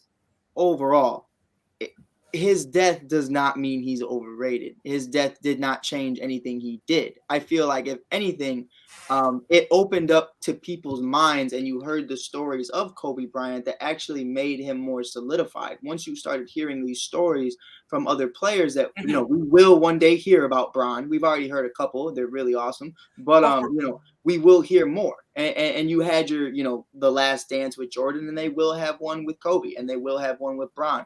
But what we learned from Kobe's death was more about who Kobe was as a person and what Kobe meant to not only LA, but to the world. So I do understand to where on a lot of people's lists, we see Kobe. Talking about him as a basketball player. Right. Prior to Kobe's death, you had him. A lot of people had him at 7, 8, around that range. And he automatically went to 3. I don't know why I went down when I said 3. I went to public school. Don't question me. It's definitely something where I think the word overrated is mad out of pocket. It's not out of pocket. Nah, it's mad out of pocket. It's mad out of pocket. You can't say it's out of pocket and then give the textbook definition of overrated. He passed away. Now all of a sudden are people saying he's a top 3 guy when you just said he's 7. How is that not overrated? You're giving me the textbook definition. At his time, in Kobe's prime, was he not viewed as the next Michael Jordan? Yeah, you can't. No. You can't be the closest This thing is to the Michael mistake people make. Jordan. They say that, but not is because he literally ripped off Mike. He did he ripped off Mike, even his jump shot. Nah, dog. Nah. So He said, wait. He was hitting. Yeah, He was out here fighting off Mike. Let's no. Time out. Let's not disrespect a 5-time NBA champion. Let's not disrespect an MVP. Let's not disrespect a 2-time NBA Finals MVP. Let's not forget the fact that we had a champion with a team with Shaq on it, which was arguably top 5 center. Some put him on their best center of all time list, and you lose him, and you still go out and win. Let's not take that away. Okay, let's not take away 80. No, hold on. You was on a bullhorn for a moment. You had a time out. But y'all didn't even let me finish. I know you because say y'all don't let me build the bridge, and y'all don't let me finish. Now I gotta wait. The bridge caught fire in the middle of the building. It was disrespectful. Bro, there's no fire whatsoever. There's no fire the bridge is burnt. Y'all want to overrate him. Y'all want to overrate him. Listen. Let him finish making his case. I'm explaining to y'all, and again, what I'm saying, you guys have yet to refute it. Why is it he gets away with being inefficient? I did refute it. For that. Right now, I was in the process of it. Worship Kobe for it. We killed Golden State for blowing the 3-1 lead, but when don't say Russ and Kobe again. We killed. But the people you're talking about don't even make sense. We killed LeBron James for losing to the Mavs, and that same Mavs team swept Kobe being Bryant. That is my point. Are you done? Everyone wants to talk about the apex of it, but nobody wants to talk about the down stuff. Are you done? The people you compared, but before you go, before you say what you're going to say, Freddie, the people you compared is disrespectful to even have a conversation for me to even respond. You said Russ and Kobe. You said, like, why? Why would you even put that together? Because of the similar field goal percentage. No. That's yes. It's not even close. It's not even close. It's not even close. It's only by 1%. That's like a Formula One car and a NASCAR. It's not the same type of. They're not doing the same race here. We can't have this conversation. Nigga, we can have the conversation. So we can have a conversation about 2 basketball players with field goal percentage. Listen, Pride. I sat here and been quiet while you went to tell your little dribble, whatever you wanted to say. So just let me say my little dribble, and I'm gonna be done with it. Because to me, I mean, it's just I don't know. I don't even know if I want to really comment after this, but I just feel like I have to because I'm the Laker fan on the set. For one, you talking about Russ and Kobe. You do realize Russell Westbrook is a point guard. So it's bad for him and his percentage is really bad. No. I'll let you step that go. No, sir. I'll let you talk. It's my turn to talk, sir. Listen here. Russell Westbrook is a point guard. Okay. They're both primary ball handlers. Nope, you're not getting away with that. They're both primary ball handlers. So are you gonna let me talk or are you gonna talk? Are you gonna let me talk or are you gonna let me finish? That's a fair rebuttal though, Freddie, to be honest with you. What did he say, Kenny? That's a fair rebuttal though, because he had the ball in his hands a lot. So that's a fair rebuttal. I understand that. But what is a point guard's job? A point guard's job is to get everybody involved. He's a 2 guard that has the ball in his hands all the time. Hey, wait a minute. Who's your team? Son? Go ahead. You're a Boston Celtics fan, right? Yes, I'm a Boston Celtics fan. Yeah, I feel you, bro. I'd hate Kobe too.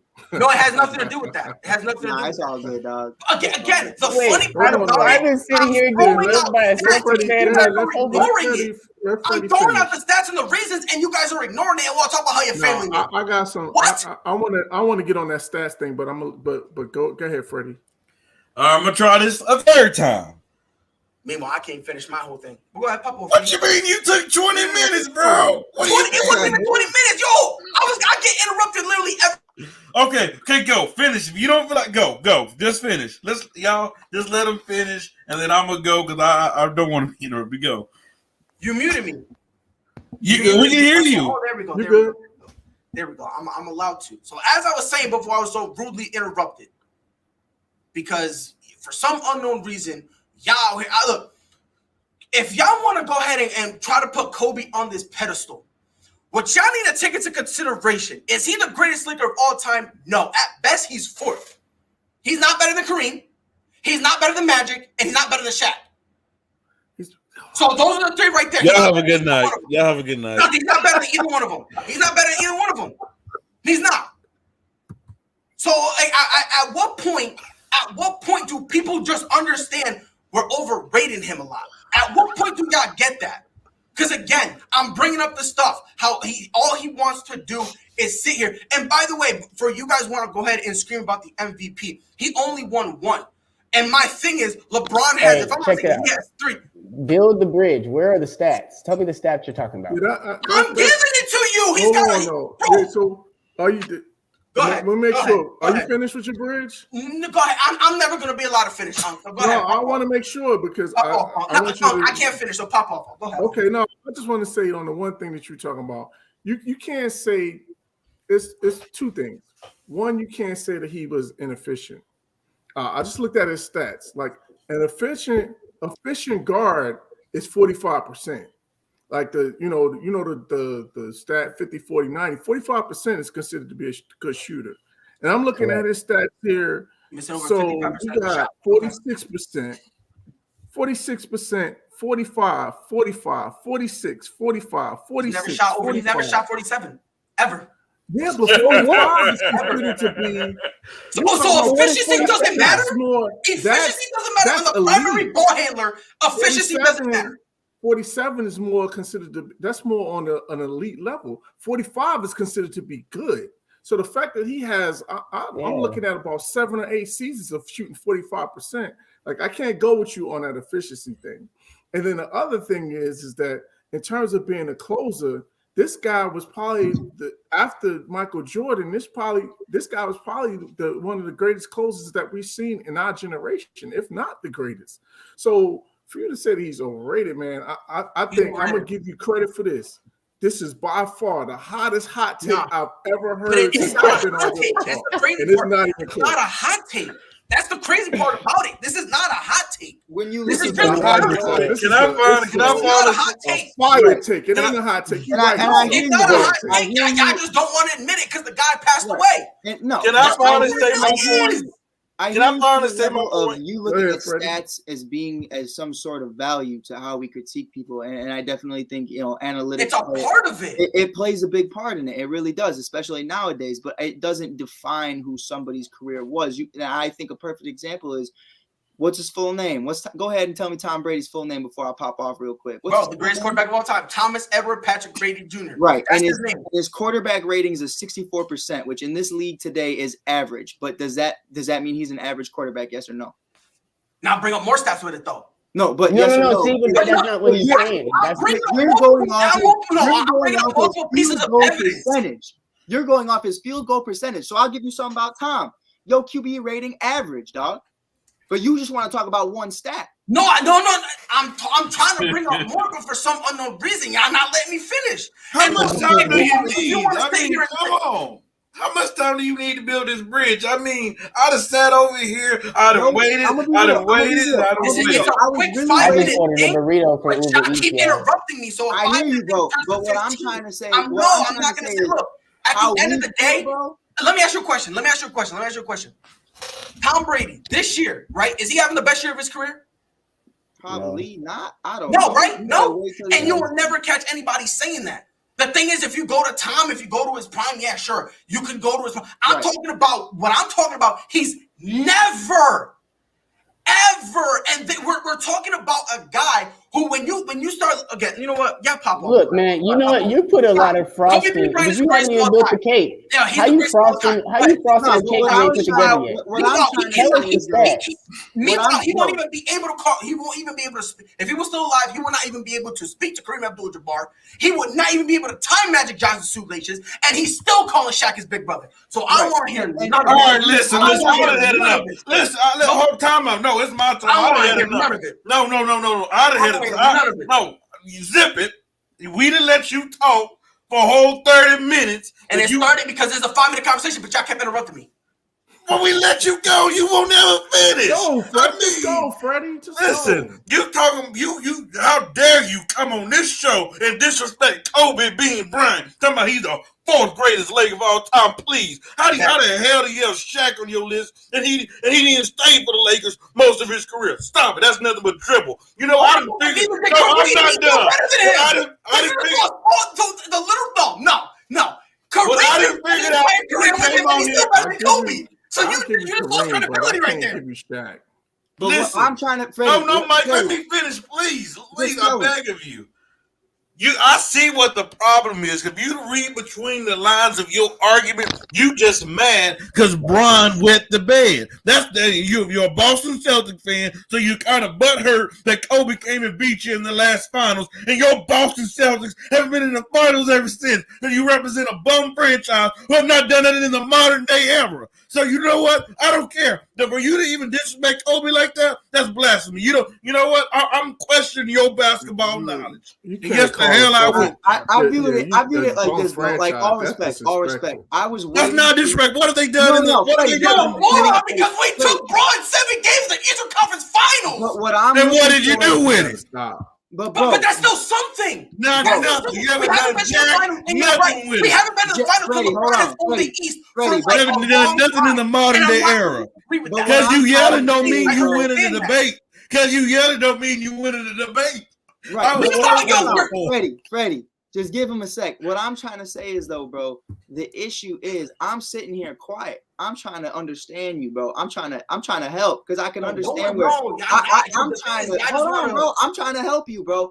I'm trying to see where your mind is going, but I'm hearing nothing but shit talking and dogging Kobe. I'm not hearing a bridge. There is no meat in the middle. It's Kobe's dog shit versus everybody else, and that's where the disrespect is. That's where I'm not agreeing. When you start, but here's the thing. When you start looking at these top guys, you need to nitpick. That's the point. Because when you start looking at these top guys, that's what you need to do. Right. But what I'm trying to tell you is, I'm trying to say that's is, what he's saying. That's exactly what he's saying. Right. I could see where, on a lot of lists, Kobe was 6'7", and now he's top 3. And that's my point. That's in the beginning. Let's wrap it up. The way you came about it was mad disrespectful, dog. But let's wrap it up. And having him top 3 is even more disrespectful. Let me ask this one question, though. I think this will wrap it up. Where do you have Kobe all time in terms of shooting guard? Shooting guard? Yes. 2. Depending 2 or 3, depending on if you like D Wade like that. I put him 2. Come on. I've seen people put D Wade. All I want to know, who do you have him? Mike, if Kobe, you have to pick. That's how I have it. I have him Mike in terms of just shooting guards. Shooting guard. Mike, Kobe, Wade. And it depends what you want to do with Bron. So that's the point too. If this guy, so that's why I said that's what makes your whole take like I can't go with it, because if you got Kobe Bryant as the second best shooting guard of all time, like how is this guy gonna be overrated? He's a up to the goal. You got him as a second best shooting guard of all time. But that's where you're messing up. That's where you're messing up. What you're doing, you're going based on one position. There's 5 in the game of basketball. If that's the case, then he's top. So if we just go, if that's the case, then he's top 10. If he's top 10, if he's the second best shooter, he's not top 3. If you want to put him top 10, that's fine.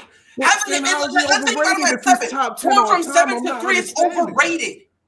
I'm not understanding. If he's top 10 all time, how can he be overrated? I'm gonna end it like this. Once you're in the top, what did you say earlier, Mike? What did you say about earlier, Mike? That when he was alive, people had him at 7. When he passed away, they had him at 3. Some people had him at 7. So if you're telling me in terms of 7 3 is not going from 7 to 3 is not overrated, I don't know what you're talking about. Jay's definitely, I could feel it, Jay. What I'm trying to say is we can't nitpick certain things, because if you have Bron at 2, you got to take into you got to take into account that you lost in 6 finals. So we can't, but you can't take away everything else that Bron's done. By the end of Bron's career, he will be the all-time scorer, and he will do other things. You can't nitpick certain things and use the word overrated. Overrated as a whole, we're talking about dog shit when we talk about overrated. We're not talking about Kobe being Bryant. That's where you mess up. I get that. Depends on your perspective too. Thank you. That's my point. Like, yeah. I'm just pushing back on. He can't be top 10. And have I ever said he's dog shit? Not one thing you brought up was positive. Because he's been over. At the end of If I'm saying the guy's overrated, all right, this is going too far. I'm done with this topic. We're about to move on. So at the end of the day, once you're in the top 10, this is how we're going to digress on this. Once you're in the top 10, it's a matter of opinion from there. Period. Once you're in the top 10, when we have agreed that he's a lock for top 10, you agreed with that already, Pride. He's a lock for top 10. But after that, it's a matter of opinion. Yeah. So moving on. What is the next topic? Our only disagreement is that he can't be top 10 in your book and still be overrated. That's where we part ways. Yes, he can. I think that's how we sum it up. Yes, he can. Okay. But I'm saying that's where we part ways. We agree to disagree. Yeah, that's what I'm saying. That's where we're agreeing to disagree on that. Yeah, so what's the next topic? Yep. Go ahead, Freddie. So, all right, let's get into it, gentlemen. All right. So this is the first week of the NBA. Hey, I believe all our teams have played a game so far. My Lakers lost to the Warriors. Jay's Suns lost to the. I won. Nuggets. So my Nuggets. Sorry, I had to pop up when they were. Beat the Celtics real super ugly, but we won. I took a dub. I took a dub club. So I think the most happiest person on the set right now, honestly, is Mike. So I think we should let Mike go first and let him give his reaction. But, I mean, he can't be too happy beating the Pistons. I mean, I'm happy as shit. I'm happy as shit. We got to temper the. I don't care. Happy. Bro, let me tell you something. It's the first time since Derrick Rose and Jimmy Butler era that the Bulls are 1-0. It is the first time since 2016-2017 season. D-Wade, Rondo, all that. It was a cool season. It was cool. If you wanted to get an iconic jersey, definitely could. You had a lot of options. Paul Gasol was around for a while. It was kind of dope. But, we have something to actually look forward to. In the long term, in the short term, all of it. We're excited. Bulls Nation is excited. Chicago is excited. Everything here is exciting. Zach LaVine being an MVP candidate. Lock that boy down, Arturis. I trust in you to definitely give that man his bag because he deserves it. And we have the money to do so. I think there's definitely so much development on this team right now. Io comes out back-to-back steals and just completely dominates. Chicago native. That's my guy. He hits his first three with Kobe White not even being there. So we have a lot of guys on this team. Caruso, Pat, Vooch, Lonzo, DeRozan, Levine, Billy Donovan, all these guys. We have a great squad. And I understand we just beat the Pistons without Cade Cunningham, so you got to take that into account. And tomorrow we're going to be playing a Zion-less, a 318-pound Zion-less New Orleans Pelicans team who just got his new scale and just got weighted. He is the top 10 heaviest players of all time. Praying for them ankles. But it's definitely something where, then you play the Pistons again. So I'm looking at the Bulls starting off 3-0. I think they definitely don't have any excuse to not be 3-0. You play, obviously Brandon Ingram's a dog. But you're playing them in the United Center, and Bulls fans have been waiting for this for a very long time. A front office we could trust, a head coach we can trust, and a team that we can all around. Can we talk about what's going on with Ben Simmons? Bro, we've been talking about that for like 20 years. But I'm really excited for this team. I'm really excited for this team, and I think they're going to give a lot of people problems. And I understand it's just game one. It didn't look great, but they're gelling, and they looked better than Russell Westbrook. So that's something I'm looking forward to. We're going to let all the guys' team that won, so we're going to let Kenny, your team, your New York Knicks. Get me off the screen, man. I'm getting anxiety. Your New York Knicks beat the Boston Celtics in double overtime, by the way. D-Rose, baby. Hey, Spike Lee was in the building. Tracy Morgan was in the building. Everybody's out there in Madison Square Garden. Give us your reaction, my brother. I mean, of course you take the win, but it was a really down the stretch. Like, I was really frustrated with how we played down the stretch. Like, a lot of mental mistakes. There's two really bad turnovers. That game should have been over in regulation, but it was two really bad turnovers. And then to double team Jason Tatum, at 3/4 court made absolutely no sense, which led to giving up that wide open three.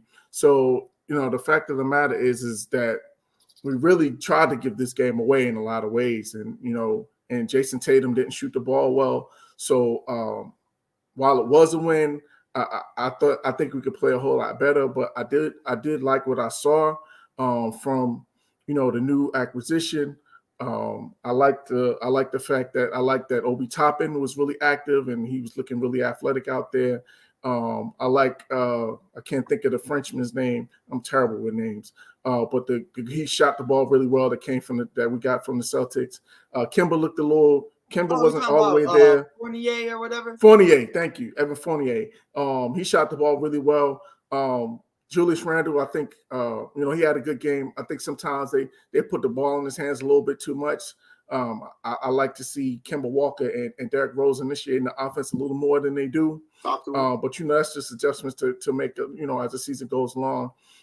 Quickly didn't get a whole lot of minutes, so it's game one. So Tibbs is figuring out his rotation. So I'm not tripping too much. But at the end of the day, we got to win at home. It was an exciting game that went back and forth. But I think we're gonna have a good season. We're gonna be a good team, and we'll be in the mix in the Eastern Conference. So I'm happy to get off. To start off at home with a win. All right, I don't think loser time. Us losers deserve to have a big screen, and since my team probably has the most expectations, I'll go first. Listen here, Tell man. us how you really feel. I'm gonna tell you how I really feel. I don't know. Jay went to the finals. Me watching this game against the Warriors, I came in and I play with heart that night. And he did it the last time I seen Bron play. He didn't have no heart, but But I will say this: he didn't have no ankle. Yeah. He had an ankle. That's second place for hot takes. Pride beats you just knocked you off the pedestal. But listen here, man. I was watching this game. I wanted to see who was going to be the other. I wanted to see, how this team gelled. I wanted to see how Russ' mindset was going to be as he entered in this game. And I'll tell you one thing. Russ is going to have to, LeBron going to have to go to Russ and say, hey, man, we didn't bring you to come over here and try to fit in. We didn't bring you over here to try to do all the right things. Right. We want you to be Russell Westbrook. Him and Bron are gonna have to figure out who's gonna set up the offense, who's gonna have the control of the ball. But there was too many times where I was looking at Russ, and the first thing he do is hand it to Bron, and I'm like, Russ, what are you doing? I'm like, what are you doing? Ball in his hands. Yeah, but it's not gonna work. This will not work if Westbrook. I'm not saying that he needs to have the ball every possession. That's not what I'm saying. Right. But there need to be possessions where Russ do initiate the offense, where Russ is setting up plays instead of just if you expect Russ to be a spot up shooter, then we're going to die. Right. We're going to die. Well, Freddie, I take it you wanted more of those later Cleveland days when Kyrie would take the ball down and Bron could just be Bron. Well, no, if you think about, but that wasn't even like that though. With those last few with Kyrie was playing off the ball with LeBron. LeBron has always had the ball in his hand. So I think that's going to be the challenge. And that's why I said what I said with my hot take is that it's going to be a year-long journey of trying to figure out how to find ways for Russell to be effective.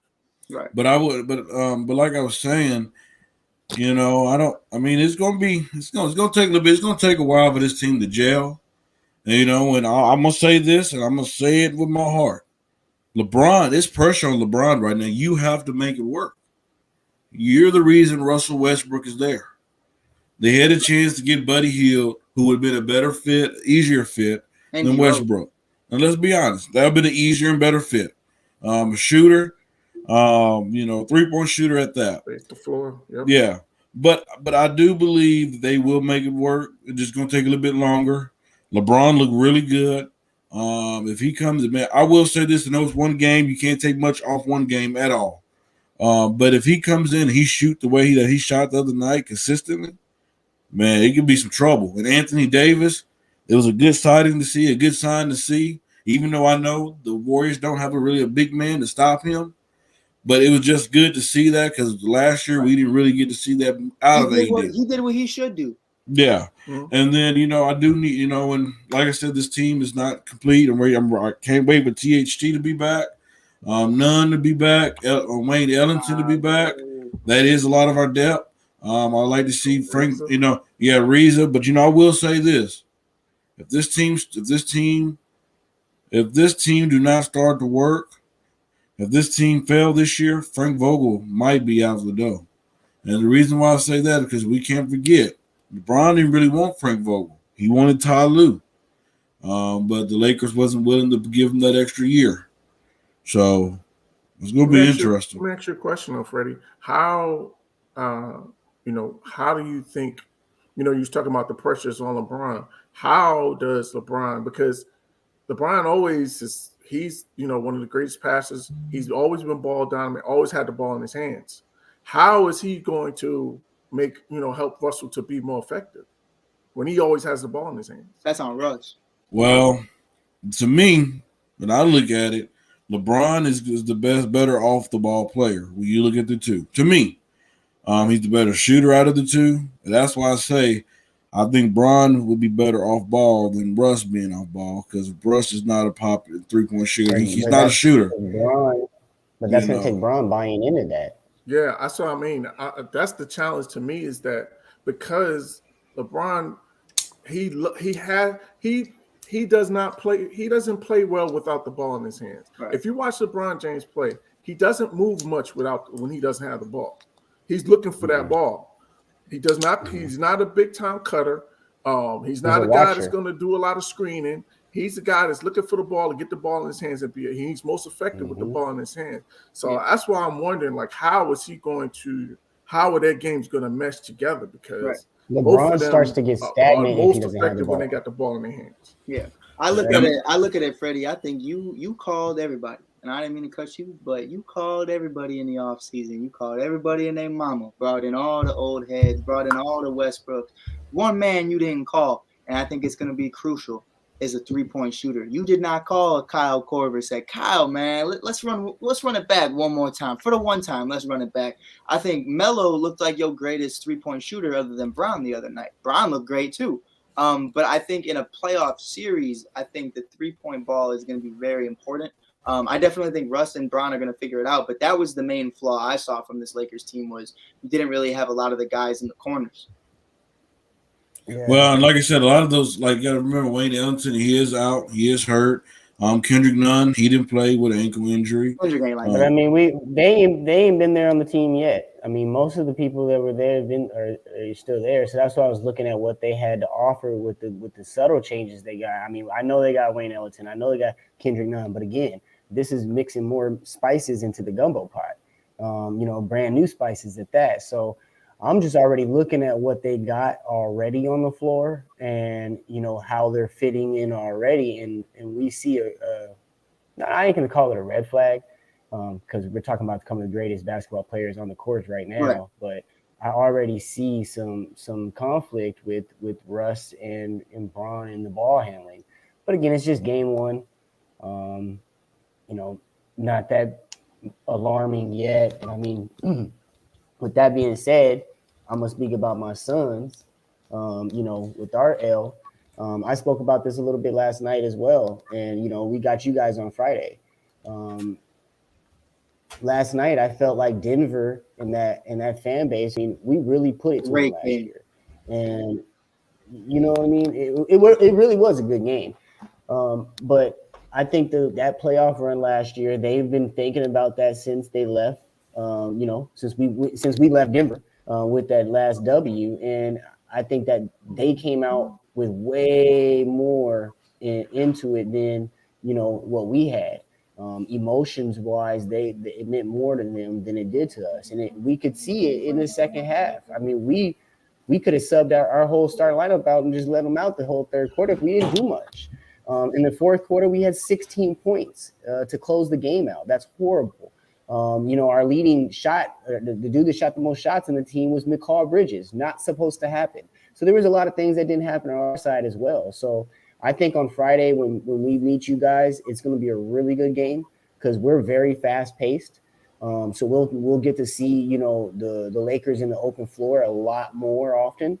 And that's where I think Russ will have it easier to get into the offensive flow and kind of, get his rhythm, because he didn't catch any rhythm in that game. And that was the problem. Russ is a rhythm basketball player. And if he does not catch rhythm, he's going to have a shit night. And I'm going to tell you what else I didn't like, Jay. I don't know where the hell Frank Vogel came up with this mindset to put Rondo and Westbrook on the court together. I'm like, what are you doing, dude? Talking about 2-point guards. I think he wanted to free Russ up to score. I think that's the purpose of that lineup is to put the ball in his hands to score. Right. But do you agree with that though, Kenny? I don't actually, to be honest with you, I think that might be the way to get him off, is to get him going, is to put him with that second unit with Rondo. Let Rondo handle let Rondo orchestrate the offense, and then he gets the ball in his hands and he just goes. I think Rondo should start. I think that'll help get him going. I think I should start. I think Rondo should start and let Russ come up, Yeah, that probably is going to be their lineup that closes, to be honest with you. But I don't see that. Russ ain't going to no bench. No, he's too prideful, but Yeah, he ain't going. Hey, Pride, your thoughts on your team? Yes, let me know about these damn Celtics. I mean, Jason, they looked horrible last night too. It was rough. I mean, it was like Unc said, it was a sloppy game. It really was. And at the end of the day, it kind of really came to who could be less sloppy. So really, that's all it came down to. Right. But Jason Tatum has a horrible shooting night, especially with him being our number one option. And listen, Jaylen Brown stepped up. And he did, you know what I mean? That dude was cooking. He was, and it's crazy because this was his first game back from having That's COVID. The COVID. That's the part that people. COVID like what? 10 days ago? Yes, bro. This is no practice, no nothing. He got hurt and then he played. So for him to do that, that's definitely impressive. But even with that, when you have your second guy, regardless if because Jaylen Brown played like our number one last night. Jason Tatum was our number two. When he performs the way he did, it's gonna be hard to win, especially a Knicks team that is coming up. They made some moves in the offseason, so that way, at the end of the day, I'm not really worried about this. I'm not. It's like we're all saying, it's one game. It is what it is. Jason Tatum had a horrible night. You could make the argument if he didn't have it, it could have went the other way. But at the same time, you could also make the argument that if I didn't have a penis, I'd be a girl. But I'm not. Lo and behold, I came out a dude, and this is what we're working with right now. So I ain't tripping about it. I'm good.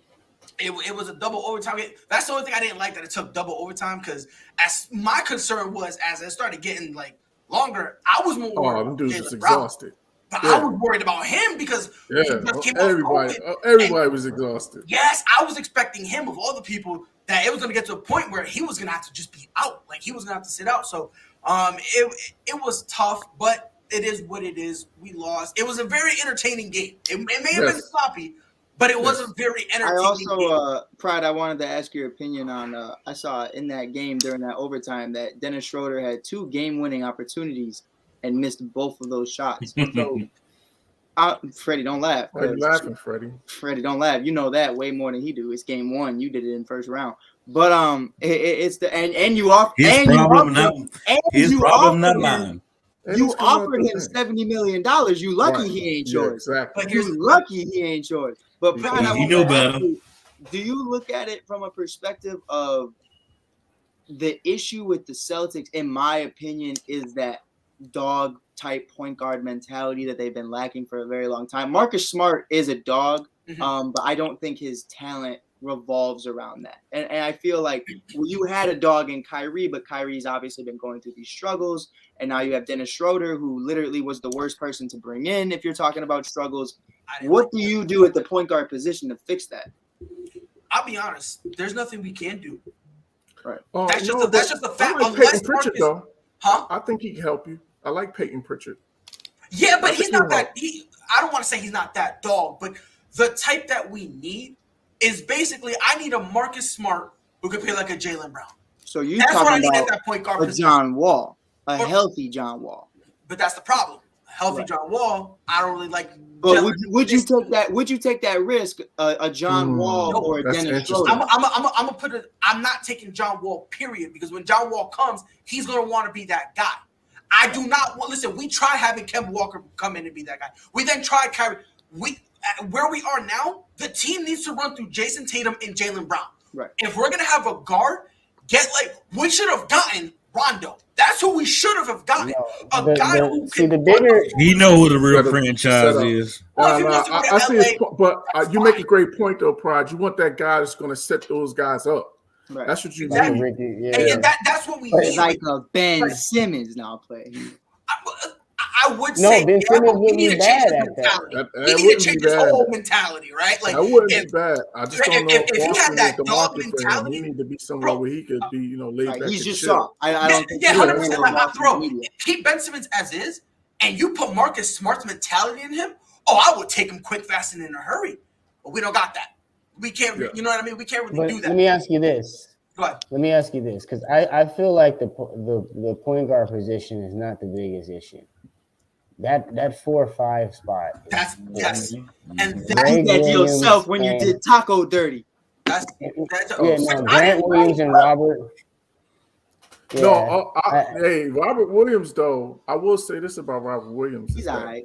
He has potential. I think he could. I'm just worried about the injury. That's really it. That's what's scaring me about him right now. So you know what I mean. Like, again, we need. You need Horford to give you something. Yeah. Right. But is Horford really the answer? You're a few years too late. Is that just a? Right. Yeah. Is that just a broken? Yeah, it's just a bridge. But again, at least it gives you somebody in the front court that can score. No and that's what we need. We need again, that's kind of the thing. Like the guard position, I'm not really worried about that. I'm really not, because at the end of the day, if you go get a guard, no matter what guard you get, you're still going to want either Jason Tatum or Jaylen Brown bringing the ball up. So why are we going to go crazy and go get a guard like a John Wall? Marcus Smart fits good. He can shoot when he needs to be called on. He plays defense. Your guys' issue to me is what Patrick Beverly thinks he is. 100%. And honestly, if we're going to trade for Ben Simmons, I wouldn't mind it on one condition. We tell him you're playing the 4 and you're going to act like a you need him as a point guard. You know they're gonna want Jalen. They're gonna want Jalen or Tatum. Well, that's what they wanted now. At this point, with how Ben Simmons is, because now all of a sudden Ben Simmons is hurt, which it just seems like that's just an excuse to just be like, I don't want to practice. Eventually, I understand. We're going to talk about this, and I'll get more in detail there. But at this point, this is the cheapest you're going to be able to get a Ben Simmons. And with the Celtics, we might not even need to give up those guys, because those guys to me are untradeable. They're untradeable. You're not touching. I don't care. But look, I don't know about that. I don't know about that. Hello. They're both untradeable to me. Real quick. They're both untradeable. Just dropped 25 in the first quarter. 5 for threes. But I don't know. I don't know if Jaylen Brown is untradeable. I'm not gonna say that because I believe Boston dropped the ball. I like Jaylen Brown. Well, I do too. But listen, hear me out. Jaylen Brown, a dog. Boston and Philadelphia both dropped the ball. Boston had all those draft picks and didn't do nothing with them. You had a chance. You had a chance to get an Anthony Davis. You didn't take the chance. You had a chance to get a James Harden. You didn't take the chance to do that. But at the same time, so now it's coming back. It's coming back to bite you in your butt. Revisionist history, though. With James Harden, they're being revisionist because nobody expected James Harden. The James Harden we saw in Houston, not a single soul. I'll give you Anthony Davis. Anthony Davis, I'll give you, because especially with our front court. I'll tell you this though, Freddie. That was more Philly than Boston. Somebody took Lonzo Ball over Jason Tatum. It was a business move. We sure did. And somebody was you. But look what it didn't got us. Boop. Boop. You could have had both. Boop. No, I can't. They was gonna want them to trade for AD. If you waited for AD in free agency, you'd have Bron, you'd have AD and Tatum right now. Don't tell me. Why would I wait? A championship's not guaranteed, Mike. Well, you don't know. You wait 1 year. But the thing is, hold on. But the thing about Jason Tatum, though, him being that third guy, I don't think he would be the guy we see now. Yeah, I don't know. You know what I mean? Like that's kind of the big question mark. Would he be that guy? And I don't think he would. And the championship's not guaranteed, so you have a chance to win now. You do that. That's true. I thought yours was this year. Yeah, it's gonna be interesting, but but to touch on the Lakers real quick, because I don't think you guys are winning the championship. I don't, and it's just because I don't expect you to. You're a Boston fan, you'll never say that. Not even because last year asked me who I thought was gonna win, and the year before that asked me who I thought was gonna win. Okay, my bad. But as I was saying, before I was so rudely interrupted by this gentleman over here, it's not gonna work. Honestly, it's like you guys said, it's because of Russ. You said LeBron is good off ball, and he is. The only problem is, do you want a good LeBron or do you want LeBron? That's the question you got to ask yourself. Like, what do you really want? And at the same time, when Russ goes crazy, there's times where he goes too crazy. And when he goes too crazy, is it really guaranteed he'll listen to LeBron? That's the $1 million question, because when he goes crazy and he starts doing his thing, people are like, yo, you got to chill out. You got to chill out. Listen, when he was in Houston, the most team success he's had ever since KD left him. He was there 1 year, left. And when they asked him why he wanted to leave, he said, I want the ball in my hands more.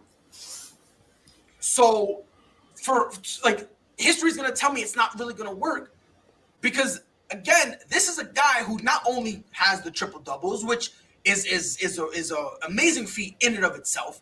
Not only that, he's got an MVP. Why change now? I just don't see him. Why not change? You want one of these. That's why. But then who you are as a player is who you are as a player. And again, this isn't a guy 4 years in. That's not who this is. This is a guy who's established. This is how he plays. He plays reckless. And again, that reckless, fast-paced play, it works for the triple doubles. Right. It really does. But come postseason, that doesn't help you, because when you're up double digit, let's say you're up 10, shooting a 3 when there's 18 seconds on the shot clock, that doesn't help you, especially considering Russ is not a good 3-point shooter, and that's what they need here. They need a 3-point shooter, which is why, personally, I would have gotten Buddy Hield and DeMar DeRozan. That's what I would have. Honestly, you could have got Kyle Lowry too. Or if you want to do Kyle Lowry, I wasn't so hot on it. But if you brought Kyle and DeMar, I wouldn't have done that. No way. No, you got to do one of the other. We can afford both of them. We can afford both. But listen here. I believe this is going to be a 40-game, process. Oh, it's going to be a while. Listen. Christmas 8. This is going to be a trial run for 40 days. If it don't work, I believe Rob Pelinka going to be calling Sacramento, hey, we got Rush, you want Buddy? And then make that trade there. They don't need him. They got Aaron.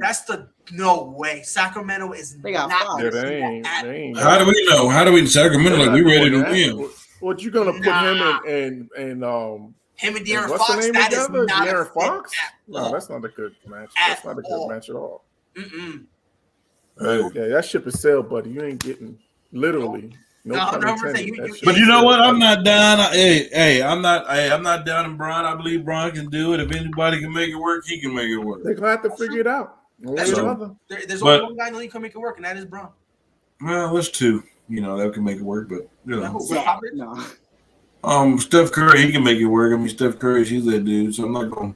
Chris Paul, we seen what he did with Phoenix this year. So I mean, and to be honest, KD's played well with everybody he's ever played with. Yeah, I'm talking about with Russ. Like, there's only one guy in the league who, if Russ can be controllable, there's only one guy in the league who can do that.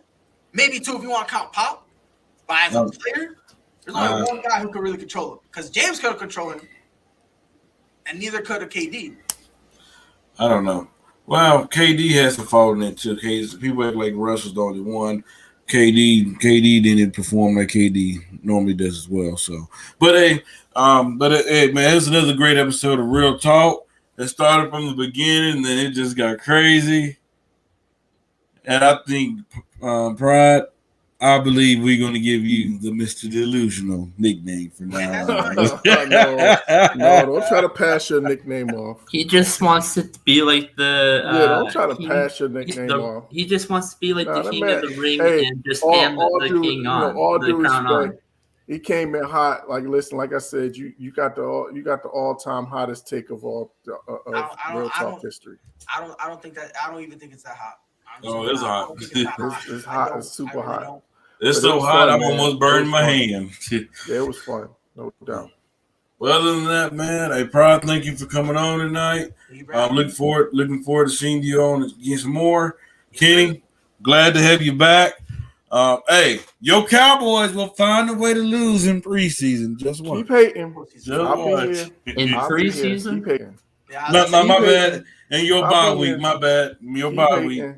Keep hating. I'll be here. Your season is over. It is. You're right. Misery loves company. It is. Hey. But you know what? Hey, you guys have a good rest of your week. Until next week, we're out. Yes, sir. All sports, all plays. All sports, all plays. All sports, all plays. 365, we making a plays. We talking the game, get you to the days. We're high in the court, the dime in the lane. Variety, topics, living the same. All presentation, sports information. In the airways, taking the nation. All sport, all plays, like working your faces. Grace at the field.